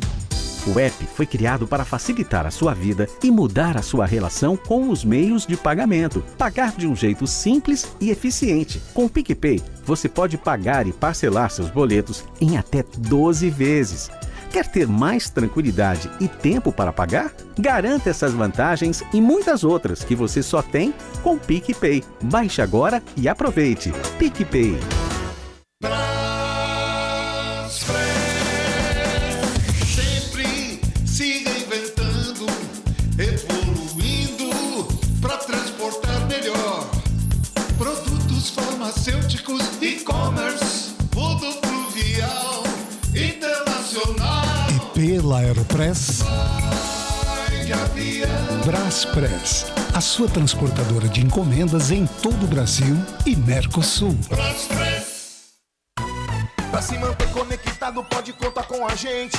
Fique ligado, Sil, sempre presente. Sil, energia que se renova. Sil, todo mundo aprova. Conectada com o futuro.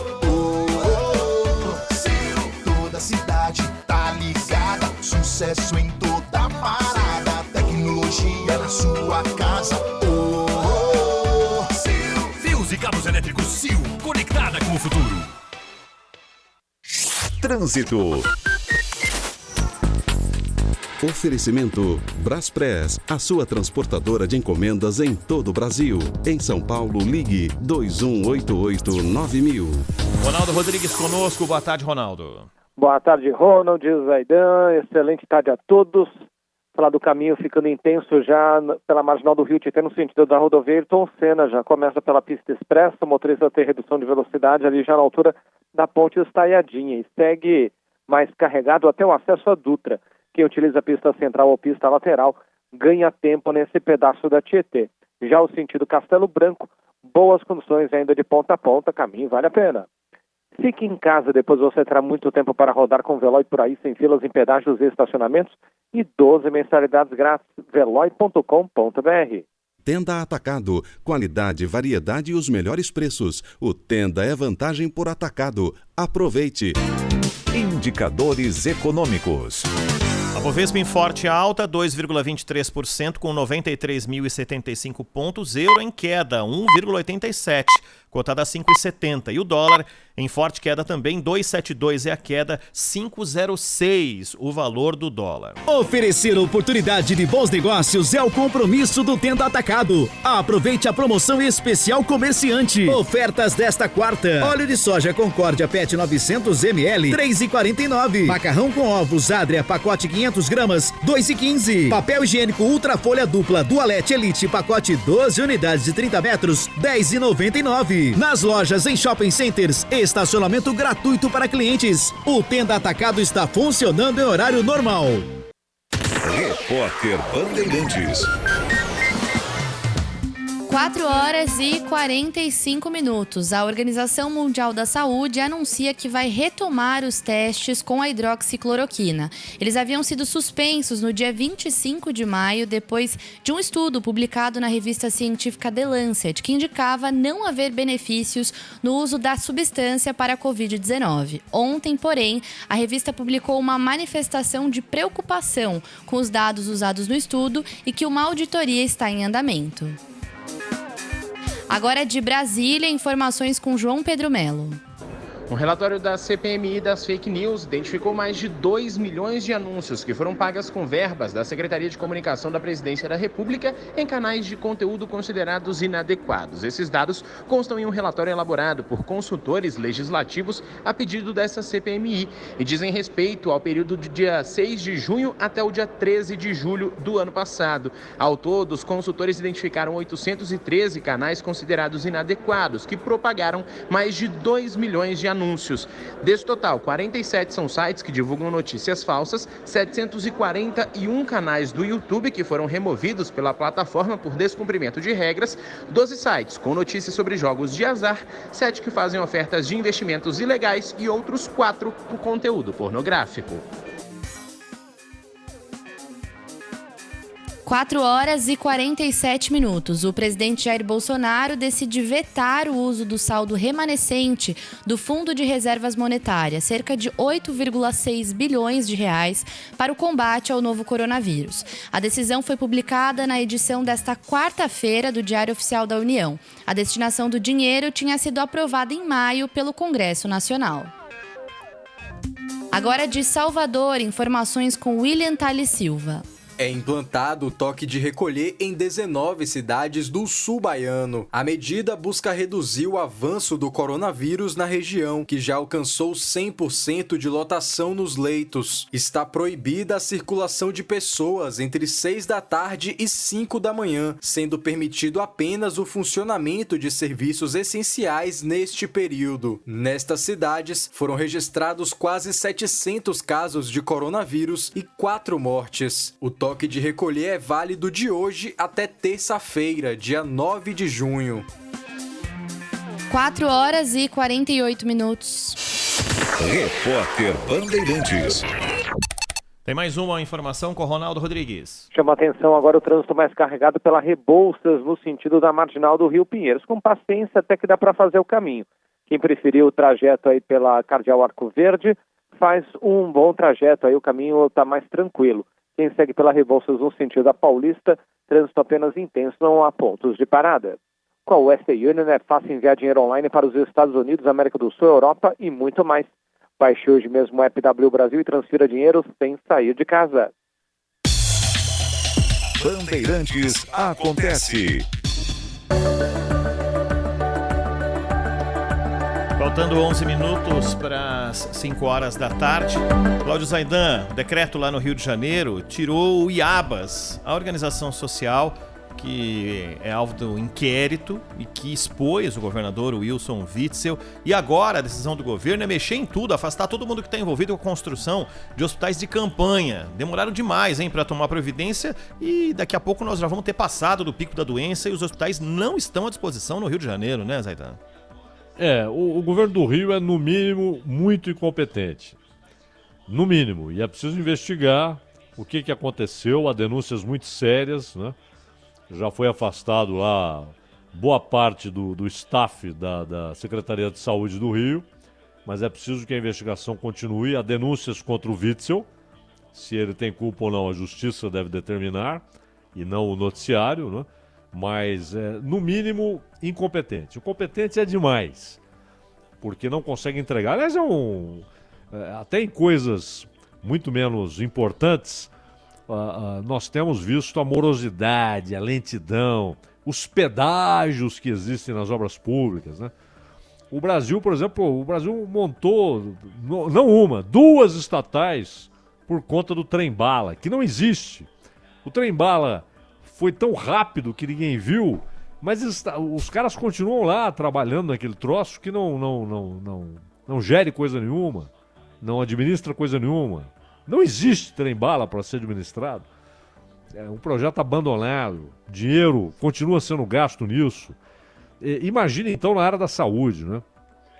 Aqueles que usam uma situação como essa para desviar dinheiro público, é evidente que qualquer desvio de dinheiro público é roubo, né? Mas a gravidade disso, quem está sendo roubado, né? Gente que precisava de atendimento, gente que pode perder a vida por conta dessa mistura de incompetência com corrupção. Então é um negócio muito sério. E o Witzel, apertado do jeito que está, ele exonerou hoje o secretário Lucas Tristão do Desenvolvimento Econômico, Energia e Relações Internacionais. Fica parecendo que é um cargo qualquer, né? Aliás, é interessante, o cara ele cuida de desenvolvimento econômico, energia, aí alguma relação, e relações internacionais. É o fino da bossa, né? E ele é visto na Alerj como o governador de fato, o cara que mandava até hoje no governo do Rio. E começou a haver muita reclamação, aliados do Witzel se afastaram. O André Siciliano, que preside a Alerj, tem feito duras críticas ao governador. E, inclusive, ele, de certa forma, ameaça liberar a votação, porque há 10 pedidos de impeachment contra o Witzel, 10 pedidos, só que assim como acontece na Câmara dos Deputados, Rodrigo Maia é o dono da gaveta, solta ou não solta, o mesmo acontece na Alerj. E o André Siciliano, na medida em que se afasta do Witzel, vira um problema para ele, porque pode colocar em votação pelo menos um desses pedidos. Então o afastamento do Lucas Tristão é uma maneira de tentar acalmar os ânimos na Alerj. E o problema, se fosse só um negócio político, né? Um embate político, o Witzel tentando sobreviver, tá tudo bem. Não ia afetar vidas. Agora, o que fizeram, essa incompetência misturada com indícios fortes de corrupção, isso é um crime muito pesado, porque você pode estar matando gente por conta disso. Hospitais não entregues, é gente não sendo atendida, né, Ronald? Exatamente. Ô Zaidan, hoje de manhã, naquele quebra-queixo ali da saída do Palácio, o Bolsonaro falando na grade, foi perguntado a respeito se ele conversaria com Wilson Witzel e tudo mais, e ele disse que não conversaria com Wilson Witzel, até porque brevemente já se sabe onde ele vai estar. Isso parece muito mais um palpite, né? Porque ainda que alguém possa dizer que o Bolsonaro está sabendo em que nível está a investigação sobre essas denúncias feitas contra o Witzel, o resultado final ele não sabe, né? Só Deus sabe. E a ação é ainda absolutamente preliminar, né? Preliminar. Então, ainda que ele saiba quais os caminhos a investigação tomou, ele não sabe qual será o resultado lá na frente, o que a justiça vai decidir. Mas é claro, uma declaração muito mais política, né? Ou seja, você fala, ó, esse cara aí eu nem vou conversar com ele, porque daqui a pouco ele vai estar onde está o Cabral, né? Então, a reticência que ele deixa todo mundo entender o que ele queria dizer. Onde ele estará? Estará onde? Na cadeia? Mas isso é a justiça que vai decidir. De qualquer maneira, eles foram aliados não só porque o Witzel pegou carona na campanha do Bolsonaro, porque ninguém conhecia o Witzel. Eu lembro do Andreasa, nosso colega Andreasa, né, Ronald? Isso. Que é do Rio de Janeiro, vive no Rio de Janeiro. Quer dizer, pô, eu não conhecia esse cara, né? Então, foi uma ascensão assim extraordinária. As circunstâncias foram muito favoráveis para um cara desconhecido ganhar a eleição e também o nível dos concorrentes. Mas ele pegou a canoa do Bolsonaro, como o Dória fez em São Paulo, a história do Bolsodória. Principalmente né? no segundo turno. Sim, Bolsodória e tal. E o rompimento veio rápido. No caso do Dória, quase imediatamente, quer dizer, eleito, conseguiu o que queria, ele já começou a se distanciar e a projetar um embate para 2022. No caso do Witzel, no começo, tanto que ele e o Flávio Bolsonaro e o próprio Jair Bolsonaro estavam juntos naquela empreitada de defender a construção de um autódromo no Rio de Janeiro. Isso. Né? E depois veio o rompimento, quando o Bolsonaro disse que investigações da Polícia Civil do Rio de Janeiro estavam sendo feitas a mando diretamente do Witzel, né? Inclusive naqueles casos lá do Flávio Bolsonaro, e aí o rompimento só foi aumentando a distância entre os dois. Hoje são inimigos, né? De fígado, então essa declaração não surpreende. Agora que o Witzel está se enrolando, tá, e lamentavelmente esse é o grave do negócio, Ronald. As consequências graves para a população do Rio de Janeiro. Né? Isso é o mais preocupante, a gente vai falar muito disso aqui. O Zaidan, tem uma informação de trânsito e na sequência o encerramento em grandioso estilo desta hora. A Radial Leste já começa a ficar mais carregada para quem segue em direção ao bairro. Desde a saída ali da ligação leste-oeste, alguns pontinhos de redução de velocidade, dá uma piorada pouco depois da passagem pelo viaduto Alberto Badra, com paciência num caminho que vale a pena. Quem segue pela Radial Leste no sentido do centro, o caminho funciona bem de ponta a ponta, a própria ligação leste-oeste ainda vale a pena nos dois sentidos. Fique em casa, depois você terá muito tempo para rodar com o Veloy por aí, sem filas em pedágios e estacionamentos, e 12 mensalidades grátis, veloy.com.br. E no aniversário de Sgt. Pepper dos Beatles, a gente vai encerrar, e como eu havia dito, a sexta do lado B, viu, E essa aí é dos dois mesmo, né? Uma parte do John Lennon, uma parte do Paul McCartney. Exato. Eles compunham juntos no início, depois cada um fazia a sua parte, mas havia o contrato, todas as músicas de um tinham que ter assinatura do outro. Exato. Mas essa não, essa é dos dois mesmo, uma parte claramente de um, outra parte do outro. Muito bom ouvir a Day in the Life, que ele começa dizendo, li as notícias hoje, né, Ronald? Exatamente. Parece que a música caiu como uma luva no programa de hoje. He blew his mind out in a car. He didn't notice that the lights had changed. Ô Zaidan, o Megali que está nos ouvindo aqui, ele falou, como é que pode os caras colocarem essa música, a Day in the Life, uma última do lado B? E a conclusão simples, né, e que o Megali mesmo escreveu, eles já sabiam que tudo seria absolutamente fantástico, né? Então colocar na primeira do lado A, ou na segunda do lado B, ou na sexta do lado B, não fazia diferença, porque tudo aconteceria. O Megali, aquela história, né? Encerraram com o que havia de melhor naquela produção. Tudo bem que tem quem prefira She Lives Home, que é maravilhosa e tal. She's Living Home, né? Mas essa aí é extraordinária. E com participação do George Martin no final, ele que faz aquela parte psicodélica lá que encerra a música. O quinto Beatle. Genial, George Martin. Zaidan, grande abraço. A gente se fala amanhã aqui mais uma vez no Bandeirantes Acontece, tá bom? Um abraço pra você, pro também genial Megali, pra Gabriele, pro pessoal da Central, não sei quem tá lá agora, mas um abraço, obrigado pra todos lá. Deve estar o Você sabe dizer, Ronald? O Michel Quem tá por com a aí.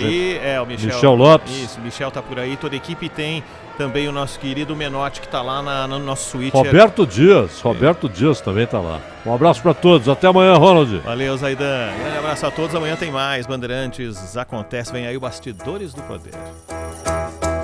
Woke up, fell out of bed, dragged a comb across my head.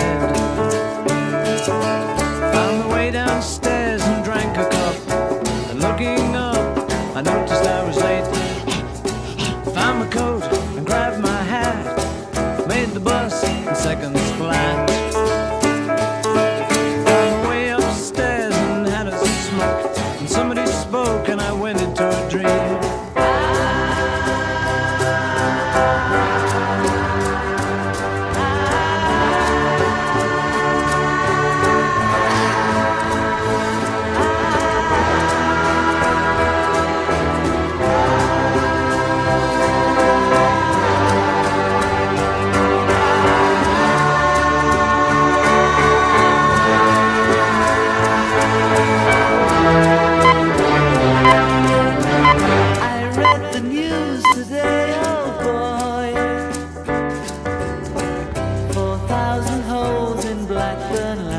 Cheer.